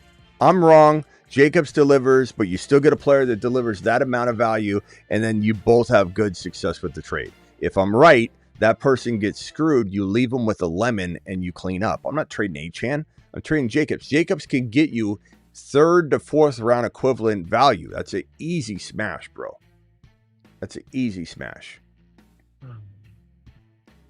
I've been trying to trade him for like the last month, and nobody's hitting, dude. Well, it sounds to me like it's your league not trading as much as anything else. But I don't want you trading Achane away for Pickens necessarily, because I think Achane's got a little more value than that. So you're just downgrading. Sometimes when you make a trade, you downgrade. I wouldn't do that. I'm only upgrading, bro. Yeah, and just because people are being stubborn, don't lower your expectations. Yeah, that's another thing you do sometimes, Scott. Don't make like a bad trick, because people sometimes kind of get lulled into that. Yeah, Scotty, you do that a lot. You'll make a trade. You do that quite a bit. Adams for Jacobs, offer that straight up, huh? Yeah, in a redraft, I take Adams over Jacobs in a heartbeat. You should have drafted that. You should take a lap for drafting Jacobs over Adams. All right. Got to go, Scotty. Call back if you got another one. Appreciate you, my boy. We're gonna hit this button. You can call back if you got another one. I'm gonna hit this button right here. Let's see here. All right, shows over in 10 minutes. We'll be putting the timer up on the screen. In 10 minutes, the show will come to a conclusion unless someone drops a $20 super chat and extends the show 5 minutes per super. So if you guys have a topic you want covered, just put in the super chat what it is you want the topic to be. And that way you can change the narrative with your $20 super chat that extends it, the extender. Let me go over to DJ, or actually Chuck Nasty real quick. What do you got? 30 seconds. I got to rotate around the phone line. Yeah. Just real quick. I just wanted to say about that trade. Yeah, I split Gibbs so fast. He actually was the one to offer me 20 TM for Gibbs. I don't know what you're talking about, Chuck. You're going to have to refresh my memory. I had a super chat like 10 minutes ago or so. I was giving away ETN and Nico for Gibbs. Okay. That was kind of a no-brainer for Gibbs. Sorry, I didn't mean to. Yeah, no, I just kind of want to. Yeah. I like that trade. So you got Gibbs for Nico and ETN. Look, there's value here, but in a 10-man league, we're talking about something entirely different. 10-man leagues are totally different. Like you have surplus. There's players on waivers you can pick up, and something tells me you're going to have a DK Metcalf or a Parker Washington to go into your lineup to replace Nico, and then you get Gibbs. So that's easy. Yeah, it's one of those like random ESPN, which is it's annoying that they're all only 10 men compared to 12, but I guess that's how it is. And then love the show, love the talk. Strauss, we'll see this year if he could, but bounce back, but we'll see. All right, Chuck Nasty, thank you, pal. Appreciate you. All right, DJ, then Hammer. Yeah, real quick. Young is a dog for all the reasons that you guys stated, as well as Hammer. I think that if Young was at Houston, they would have won, that game just from a standpoint. Defense, just run the ball, just execute. Brazel, here's the thing. I'm getting off for him. But Brazel, I have no idea who really the tight end is there in Carolina. And because they, of course, are already in camp, so there's all news and all eyes on him because of the Hall of Fame game, right? But it does seem like Brazel is going to be getting on the field with reports in the OCHC saying that they're going to put Tet in a lot of slot positions, which means that Coker's going to be in that Z position with Brazel being the X. So, to one of your players that you've been on, from the beginning of the season, that very well could be the case. And again, anybody know who the tight end is? Tremble. I think Tremble is the starter in name. Tremble. But I don't. Well, they have him. They have Jatavion Sanders. They have Mitchell Evans. They kind of rotate them. I think Tremble probably blocks. I don't know that there's anybody of note. Kind of slop. Yeah. So Coker, to me, Coker, I think, is going to be used the most efficiently. Like, that's why I'm sorry, Ted McMillan owners out there. I know you don't want to hear this, but I'm just telling you, Coker's going to be a nuisance to you because you're going to want him to get more volume. And it's just going to be the way that Coker, you got Coker, Brazel, you got Ted McMillan, you've got a very, very productive rushing attack that can catch the ball out of the backfield as well. And a quarterback that, if you're lucky, as much as we like some of his attitude, he's throwing 300 or 3,300 yards and, I don't know, 25 touchdowns. Like, there's just not a lot to go around. And this man right here showed you why he's so good. He's a 100-yard capable wide receiver at any moment. And I'm not saying Ted isn't good, but I don't believe Tet is head and shoulders above Jalen Coker in talent at all. I just don't see it. I don't see it. I didn't see it. I think he was in a good opportunity last year. I understand everyone's going to say rookie of the year. He's like, what are you talking about? Like, that doesn't paint the full picture. This guy was on a tear at the end of the year and kind of had that Adunze-like season comparatively to what people expected when they look at the numbers. And I'm not saying Tet didn't have great numbers. Tet had great numbers. But when people look at Coker, it's like when they look at Adunze. They don't realize what Adunze did and how much of a threat Adunze is going to be for Burden to be what everybody wants Burden to be. And Coker's the same way. I like Tet McMillan. It's just he doesn't deserve high fourth round value. Coker's the guy. Brazel, I like him a lot. He's a real exciting kid. He's faster, bigger, stronger than Tet McMillan. And so everyone's going to see what happens there. He has a chance to be better than Coker. I don't know that both of them are going to just excel. I'm not saying that because, again, the volume isn't good enough for that to probably happen. But one of these guys is going to be a nuisance to people that own Tet McMillan. Go ahead, Travis, what you're trying to say. No, I was going to say with Tet, like I agree with you for the most part. Don't you think Tet can do basically what he did last year, though? Like, yeah, and maybe a little bit better. 70 receptions, 1,014 yards, 7 touchdowns. Yeah. Like, I don't think it's crazy. Do about that, which was wide receiver 15, And I think he could do it, sure. I kind of always viewed him. I mean, I view him in like the 8 to 15 or 16 range. I know I'm a little higher than you probably on that, but I don't necessarily want him as my like bona fide wide receiver 1 though. Yeah, that's where I get off the track. I definitely can't even have him as my 2. That's just me. Oh, I'm very happy with him as my 2. There's so many other players I'd rather have. But that's going to be fun to watch. That's probably true too, though. There's probably a lot of players I'd draft over him. Yeah. So I guess I'm saying if I took over a orphan team or something and he was my wide receiver too, I'd be okay. I'd be okay with it because I could trade it. I'd be like, okay, I could trade him for fourth round value, sure. And that's a good point. He tends to have even more trade value than what I think is actually. Hammer. So that's a good point. Hammer, what are your thoughts between Coker and Brazel specifically? Like, leave Ted, I guess, out of it. We already know.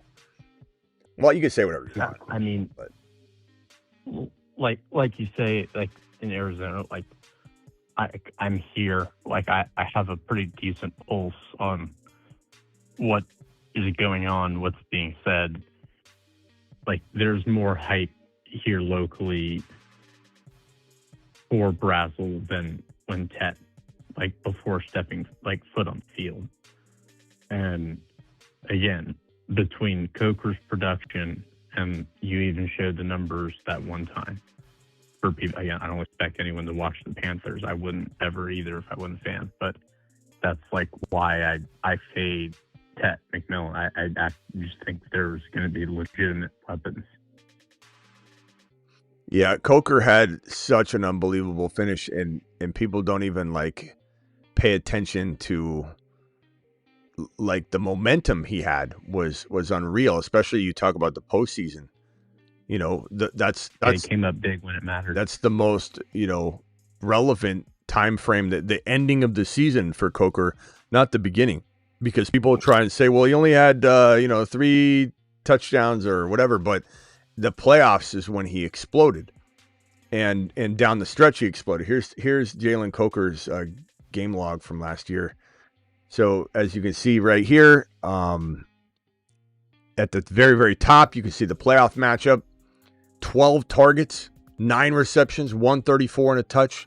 And then he ended the year so strong with 47 and a touch. 16 was nothing, obviously, 47 yards, but 60 and a touchdown, 74 and a touchdown. He was on fire. He was absolutely playing lights out. And then you add this dynamic of Brazel, and it's like, I just wish there was a better quarterback there that could feed all of them. That way we wouldn't have to have these conversations of, it's going to hamper Tet McMillan if these guys get better. It sucks that we don't have a little bit better passing attack. But I will say that this all kind of circles back to a player I keep pumping up and talking about lately at his cost of entry, and that would be Brooks. That would be Jonathan Brooks, because there are so many weapons on this team that even though they can't all be fed properly, they're all going to keep the defense honest. And one thing the Carolina Panthers do well is run the damn ball. And Brooks is going to get every opportunity to do that. They want him to be the guy. Now, does he stay healthy? That's a whole nother debate. I understand people not wanting to get on the train because of that reason alone. I get it. History's against him staying healthy for sure. But damn, if this isn't a very good situation for a team that wants to run the ball enough to make him a monster, doesn't want to throw the ball enough to make all 3 or even 2 of the wide receivers monsters, this man's going to benefit. Or if he gets hurt, then Chuba will benefit. If you want to consider Chuba eventually, I think as of this moment in my mind, one of the better cuffs in fantasy maybe. Like that's what Chuba is going to be. So if you like Chuba, I got good news. You get him cheap and you get to sit on that cuff value that he could potentially explode from. All right, let's move on. Yeah, go ahead. To Nico real quick. I mean, yeah, I've had him the past few. I felt like my production from Nico came when Davis Mills was playing. I mean, yeah, that's when he performed. As Davis Mills was on the field. Yeah, Nico definitely feels that's like why I don't want Nico really matchup proof. He does feel a little bit matchup proof. You know, at least in this system with the quarterbacks that are there, I think he'll be okay. I don't think the only thing that scares me is if he gets banged up at the end of the year. You know, we got no time on the clock here. Let me swing around. Hammer, final thought, and then let me swing around the phone line real quickly. No, that's good. I appreciate it. All right, thanks, Hammer. Appreciate you. DJ, final thought. I'm good as well, man. I don't think I can add anything to it. All right, appreciate you. Best on the Thanks, DJ. Later, bro. Later, squad. Chuck Nasty, final thought. Yeah, nothing. Just Price at the moon. Great show as always. Love the community. We're going places, and we'll be back on tomorrow. Thank you. Later, Chuck. Scotty Dew, final thought.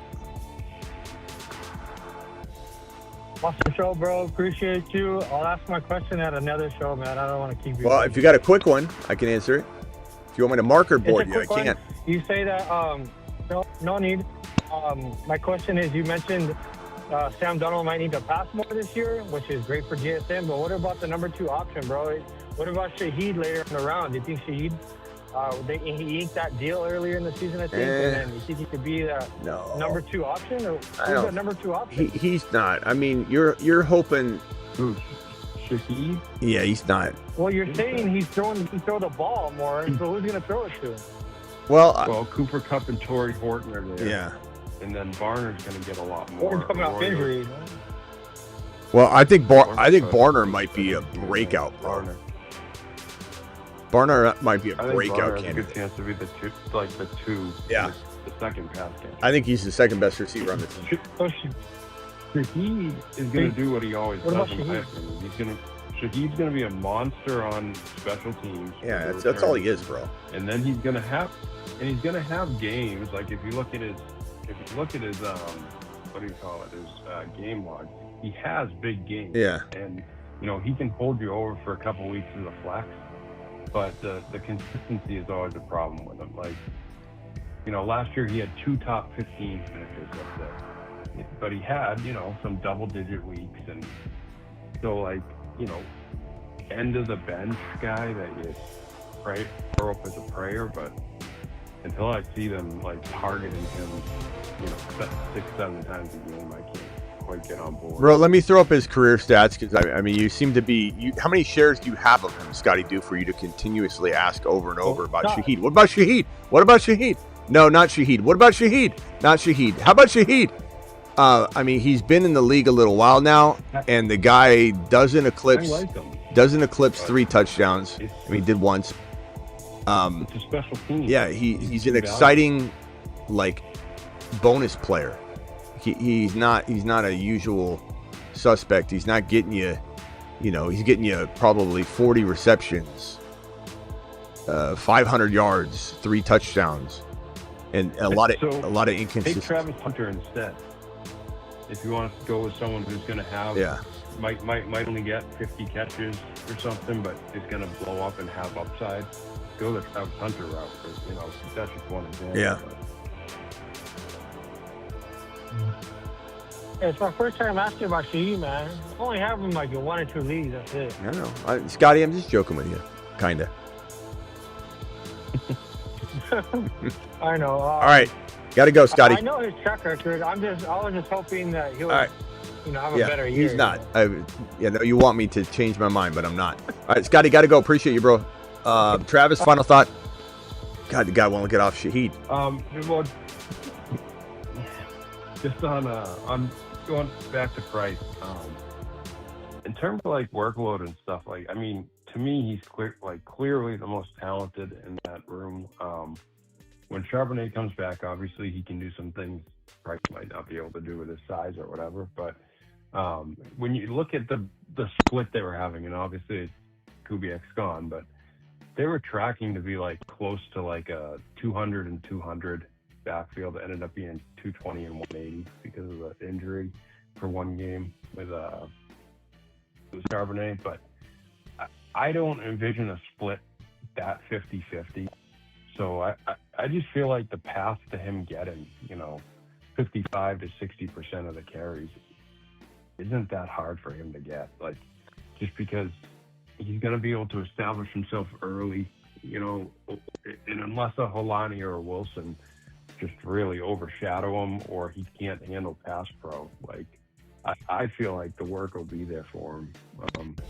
I mean, I don't know. I know some people aren't optimistic, but yeah, I hear you. I think Price, it comes down to just, does he stay healthy? If he stays healthy, he's going to explode. If he doesn't stay healthy, then he doesn't grab the job, then Charbonnet comes back, and then it never ends up, he ends up being a role player, et cetera, et cetera, et cetera. So, there's opportunity. All right. And everyone should have got him in their draft. Yeah, I know. The draft. Well, the good news is he's been falling a little bit. And I don't think today's news will be so widespread that it moves the needle. But it's unfortunate. I think if you get a comment here in a second, like tomorrow or the next day, where you hear like we're gonna run multiple running backs, we could see it plummet a little bit. So seventh round's where I want it. Hammer dropping an extender, by the way. 5-minute extender. The show has just been extended. Hammer calling back, or just I don't know, but Shelly just got here, so Hammer was dropping the extender probably to give a little bit more life to the show here for just a few more minutes. On the topic of Price, thank you, Hammer. Appreciate you dropping the extender. He said for the boys.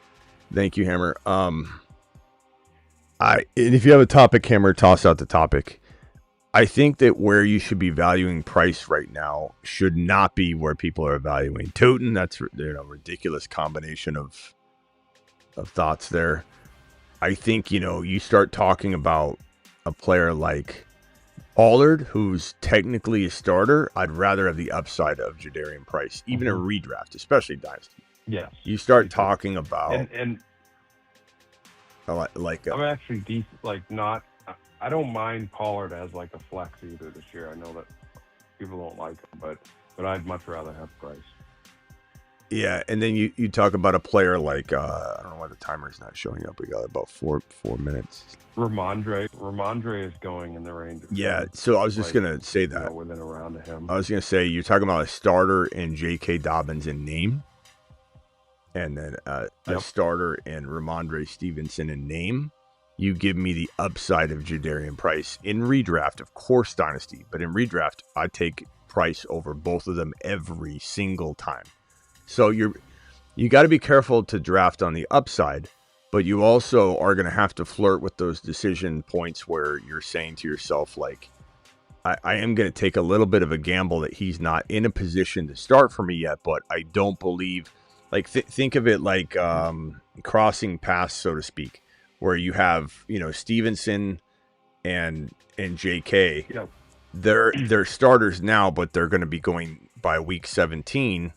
They're either, not starting, injured, whatever, and Jadarian Price is going like this. And so you just got to... they're crossing on you have to just understand that you're taking them with the risk that you might not get the dividends right away. And then when you start talking about a player that you don't feel is going to have that trajectory downward, so let's say, like in the example of Bashal Tootin, it's like Bashal Tootin, I think, is going to be up the entire year. So like, why would you take any risk on when the player you're surrendering? I think look at like what about Manungai? I think he's like 2 rounds later. Yeah, you think maybe almost 3. I think you just don't even need to have the conversation because he's just so far down. You know, you look at Jonathan Brooks. I take Brooks over Price. I take Brooks over Price, but I don't need to, so I get away with not needing to do it. But at the end of the day, I do believe that Brooks is a bona fide starter walking into week 1.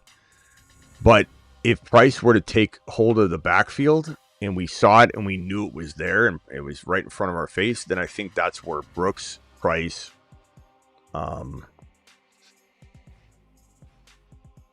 those types of players are all in the same conversation.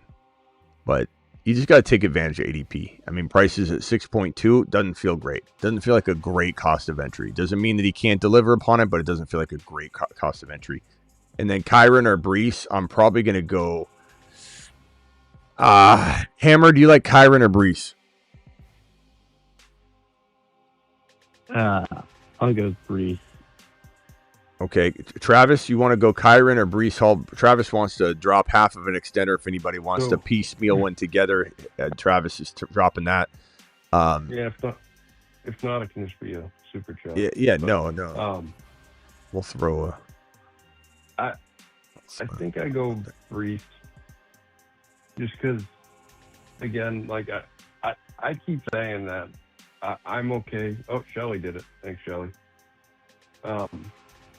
5-minute extender. The show has just been extended. Even in a bad situation. Well, like last year, it was like RB 19 or 20 or something. So I'll shoot for the upside that maybe things are a little better there. Yeah, I'd go Brees. I just don't know what to make of the split with Kyren and Corum right now. I love Kyren. I do. I not many people love Kyren more than I do. He was RB9 still. It's just it is a little tough, but it is a little bit of a worrisome situation. Hammer, what else you got on the as a topic tonight as we go? Yeah. Well, I was just gonna. Yeah, I know you have obviously on the Fantasy Football Show, like your rankings, like in just again talking about rankings, but also like in the physical draft format. Like again, this is not discounting Puka's talent. Like I'm putting him and one other player. Like I'm running it Gibbs. I have Jamar Chase at number 2. Bijan, Genty, St. Brown, CD, JT. Where's my boy Jay? Cook. Where's my boy JSN? Where's my boy JSN? There's three players that I've left out. That's kind of where like that's 1, 2, 3, 4, 5, 6, 7, 8, 9, 10. Like again, I haven't drafted CMC. I'll trade for him. I want CMC. Puka again. I don't want to lose in the first round, and that's one player. JSN is obvious, but I'm not putting him. Again, I just don't. Darnold in the situation, he's in the top 10, 11, but he's not where people have him at 5 for me. Like, if I'm taking a receiver, I'm going with St. Brown or CD over JSN. I just am. But that's just preference. But I do have Chase above Bijan, and then I have Genty right after that. Yeah, I have Genty as my third running back. That's no secret on this channel. I try and again, I preface this every time. You got to get away with what you can get away with. You can't when you're in a best ball draft or in a spot where you can't trade or the league doesn't trade. You just got to take your guys, but you have to just be smart about it. Like I'm taking JSN over Genty all day, and I love Genty. I'm gonna have so many opportunities to draft Genty though because of how much I like him. I'll have him in at least like 2 out of every 5 buddy leagues. I'll have him in probably 50 to 60% of all my best ball drafts because I'll take him as high as 5, and I get him all the way down to 12, so I get him in 50% of my drafts. So I have so many shares of Genty. I don't have as much opportunity to draft JSN. So some of it is about how you play too, right? If you just played a 1 buddy league, you might take Genty 4 overall because that's your only league. If you play in as many leagues as I play in, and I don't play in a ton of managed leagues, I play a lot of best ball. I play in like 3 or 4 dynasty, I think 4 or 5, and then I have like 4, 5 redraft scenarios, maybe more because of the leagues we do here, but outside of that, so actually it ends up adding up. But my point is, I definitely have the opportunity to mix it up. And if I didn't, I might be forced to go Genty higher and more frequently if I just did the 2 leagues. But my advice to people is that diversify your fantasy football portfolio to the best of your ability. And if you do draft at a 3 or 4 pick, probably best to try and go in a different direction than Genty there, just because you're going to have plenty of opportunity to get Genty. Yeah, my JSN argument to you, Hammer, would just be you're not crazy to not feel like it's going to be a repeat. There are other people that feel this way. There's a reason he's gone from like the number. Remember the guy that called into the show that one time? I forget his name, but he's like, Smitty, I just want to let you know the XM radio guys said that JSN's number 1, and I just wanted to help you out and tell you now. Yeah, that was not about his experience. That was wild. That guy lasted about maybe 3.5 minutes on the phone line before he got booted. But he has gone from 2, 3 down to falling to like 6, 7 for a reason. People are doubting him in droves. You're not alone, Hammer. But to me, I don't think it's warranted. I think they throw more than they ever have. I think Sam Darnold, this is his safety net. I think that, maybe this team is worse than we think, and that could end up being a bad thing to where they just don't get good field position, and then I'm kind of judging this wrong, and maybe they throw more, but they just aren't accurate with it. It's hard to really say how it's going to go down, but for the most part, I think Seattle doesn't fall off the face of the earth. They just fall off from being a Super Bowl repeating, contending team to a playoff team, to a team that has such a good defense. They're still going to have good field position, to a team that I think Darnold's still good enough quarterback. He's not the amazing elite quarterback, but he's still Goff good. He's still Purdy good. And he's still pretty good. He's still Brock Purdy good. And so I think JSN's going to get fed. And at the end of the day, we got to give some credit head coaching wise. Even though Kubiak leaves and we're just going to say it's all going to fall apart, I do believe they're playing from behind a little more.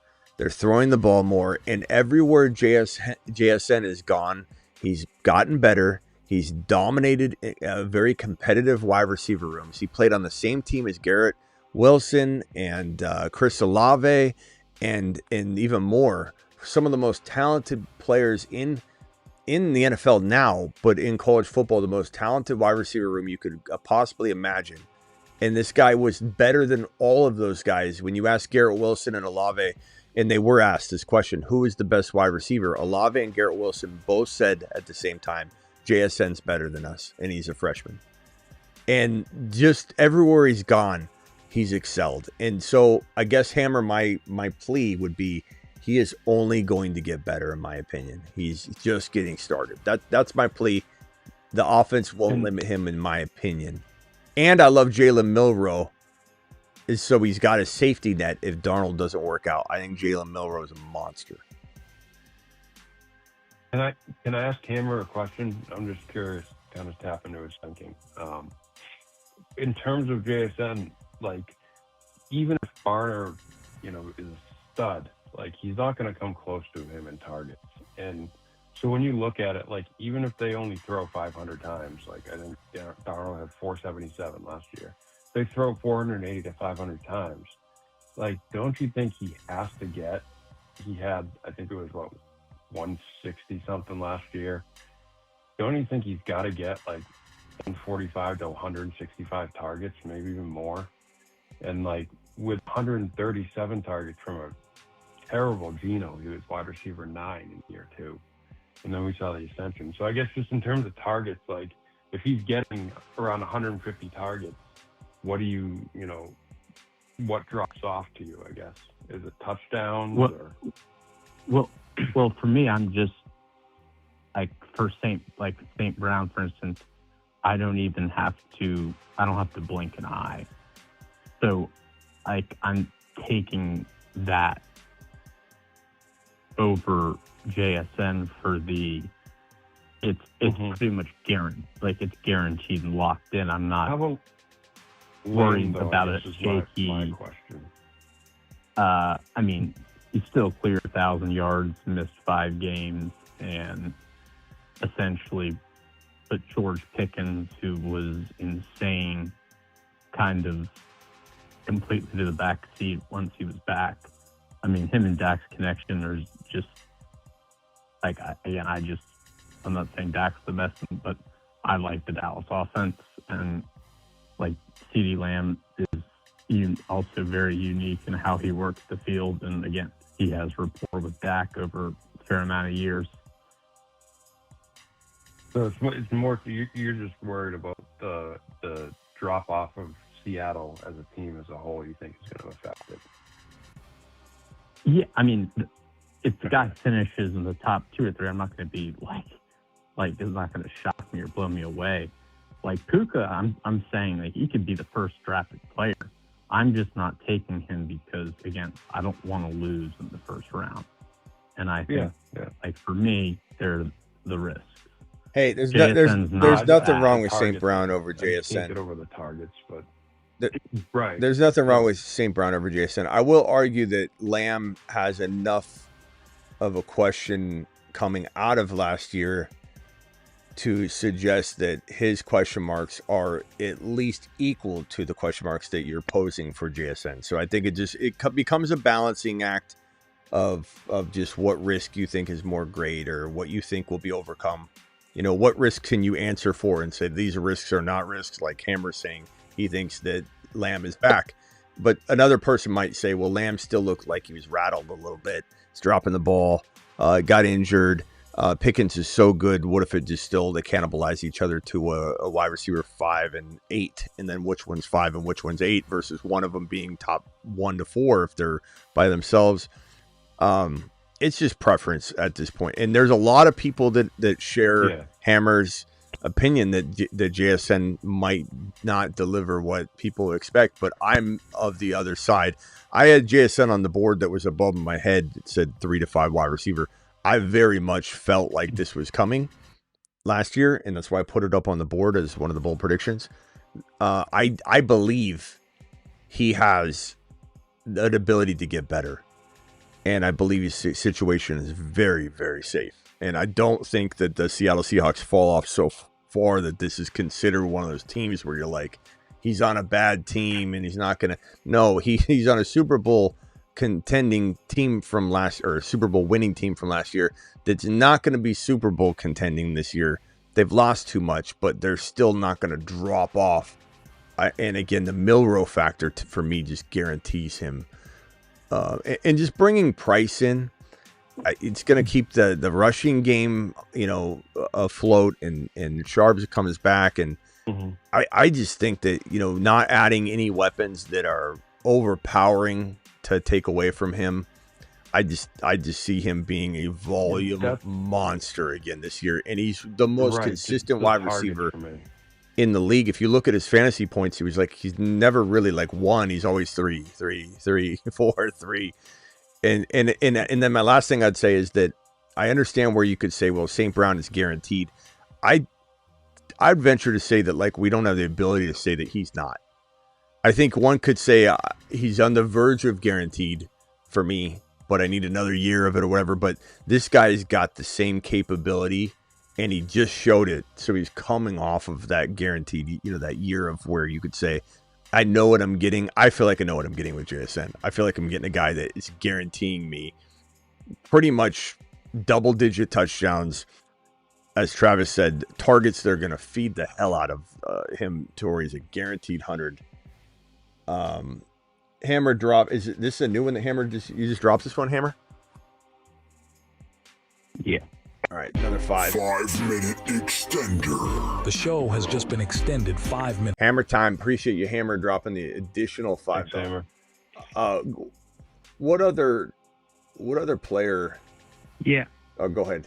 I had a group of 4 that I'm not putting in the top 10, but Claiborne, A.J. Brown, Saquon, Rashee Rice, and Chase Brown for me are 4 players that I think just also have the ability to finish like with those guys. Saquon's probably not going to get as much love from the rest of the people, but I think he just has a monster year. But A.J. Brown, Rashee Rice, I like Chase Brown actually over Hampton, I love Walker. Chase Brown. I like him over Walker. Saquon is in that group for me of those 4 players outside of the consensus. Yeah, AJB's got top 5 wide receiver potential, so in anywhere around 2, he's a steal. Rice has got massive risk, but at least he's going in a place where, you could draft him a couple times out of 10. Don't go 50%, don't go ham. But this guy's got top 5 to 7 wide receiver. He's just not as good as the other top 5 guys, but his situation's beautiful. So you can kind of look at him like an Arian Foster and at running back over the years. Like had the ability to be the top guy, but it wasn't because of his talent. It was because of a marriage of very good talent, not elite talent, very good talent mixed with an elite situation. But this guy he is like a running back the way they use him. It's like here's this short yardage, constant target stuff, and Rice just gets fed. Chase Brown had been going at the 1-2 turn for a little while, I think, if I remember correctly, in an underdog at one point. Yep. And so he's kind of a discount now at 15, 16, 17 overall. So he's got top 10 overall upside. I just think if people think the Bengals are gonna this is gonna be good, they help their defense, Burrow's gonna stay healthy, whatever, then I think you got to be high on Chase Brown, because like if you look at like what he did when Burrow came back, and and even with Flacco, like his pace was crazy last year. I mean, he's just such a PPR monster. Yeah, and I think Love has a chance to be as good as some of these guys that we're talking about being number 15 overall, and you're getting him at the 2-3 turn. I think Hendy and Tootin are 2 deeper guys that could absolutely score like Chase Brown. I'm not saying you lock it in, not saying you draft it that way. I'm just saying that those guys have the capability to be that good. The awesome thing with Chase Brown too is the PPR touchdowns you get. Like, so he had 11 total and he had 7-5. And if you look at like any group of games from last year, he paces out for the same amount of touchdowns, rushing and passing. So he's just all over the field. And he got cut. Offense. He got, not saying in a good league, but he got cut in, I don't know if I had to throw a number on it. I don't know the exact numbers, but I'd say like in like 5%, 8% of leagues or something where, people play. Past 2 years it happened. Yeah, he got cut last year. He got cut in a celebrity league that I do with some NBA players and some NBA analysts. He got cut, and it's like you see him sitting there. He got cut in Miss Smitty's league. So there were 2 leagues I played in. They were grandma leagues. They were, like I said, it was a celebrity league, and then it was Miss Smitty's work league that she had. And he got cut in both of those. So 2 of the leagues I played in, Chase Brown got cut. It was right when Burrow went down, and he was trashed for multiple games, and we were in here going, guys, don't give up on him. And remember, people were like, what do? I got Chase Brown. I'm cooked. There was a time, and he finished so well. there was a time where he was literally being given up on in fantasy. And if you pretend like that wasn't the vibe at some point in your league, you're lying. Even if you weren't the one doing it, you're lying. The league, everyone was panicking on this live stream, on this show. We'd go live and people were calling in saying, "What do I do?" And I'm like, "We're like, just wait it out. Don't get rid of him. Buy him low." It was a disaster weeks 2 to 6. Yeah, it was bad. Imagine, so Chase Brown finished so high. Imagine what he'd do if he had 17 weeks. Like, I mean, he was fantastic. I do think he'll be a short-lived player, though. I don't think Chase Brown's going to play 7 more years. I don't think he's got 5 more years. Yeah, it might be 3 or something, and you got to prepare for that.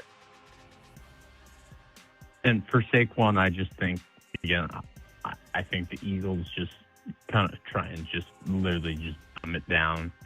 And I think they just run him to the ground.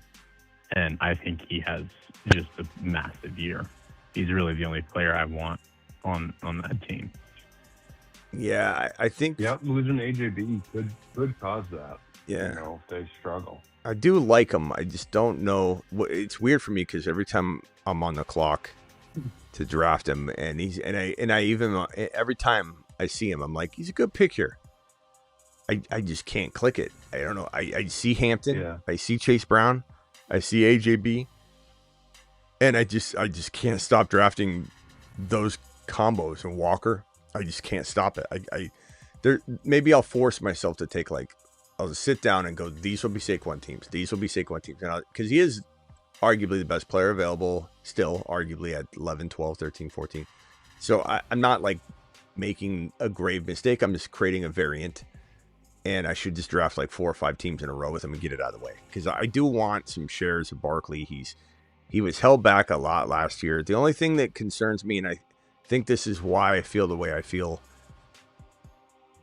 is at the end of the day, I don't believe in in Philly like everyone else does, that they're just going to be automatically in a good spot because they got rid of their horrible offensive coordinator and they moved on, and everybody's just assuming that fixes everything. We still don't know what this offense is going to look like. The offense losing AJB might make it less efficient and punt the ball more and not be as effective. They lost one of the best receivers in the league, and everybody acting like it's just going to be replaced by Devontae Smith is, I think, fooling themselves. Not to mention the offense is changing. Now, it's going to be ground and pound, try and run the ball. I guess it will depend on the offensive line and if it stays healthy too, because that was a big reason that they were trash last year. So they got to stay healthy. They got to get healthy, stay healthy, and be healthy all year long. Otherwise, we just see a rinse and repeat of them not being able to run the ball like last year. But we'll see. I also think Hurts is getting worn down from this tush push. I don't think people realize how, they'll do a story on this maybe 4 years from now, being nope, people didn't realize how bad off Jalen Hurts was coming off of, week after week of deploying this brutal. Yeah, and he's starting to play at a lesser level, and I think it's relating to it. All right, boys. Hammer, thank you for the extenders. Anything else on the way out the door, Hammer? No, I appreciate it. All right, later, bro. Good stuff today. Later. Travis, final thought? Appreciate it. Later, no, I think, Chase Brown and Walker I have, really close. I just keep getting a feeling that Kenneth Walker is going to have, a monster year for his first year in KC, and then, I don't know, after that maybe gets hurt or something, but, call it a gut feeling, whatever. But I think because he signed that contract and he gets to be the guy, I think Walker's going to be big this year. Yep. All right, thanks, Travis. We'll see you tomorrow. Later. Thanks, Smitty. Bye. Thanks, everybody. Appreciate everybody. Live Monday through Friday, 8 p.m. Eastern, almost every single Monday through Friday. Live whenever big news breaks. And live at midnight Eastern almost every single night. See you all later. Please get on over to my thefantasyfootballshow.com. Content, rankings, bold predictions, trade calculators, player pages, you name it. It's all over here at thefantasyfootballshow.com. And then the 24/7, 365 live chat group. Get on the Patreon. It's 365 chatting. Ask a question anytime, day or night. get on over there to patreon.com/the fantasy football show. Both links are in the description of the video. See you all tomorrow. I should have a Fannin video tomorrow. Harold, a Fannin, a junior. Deuce.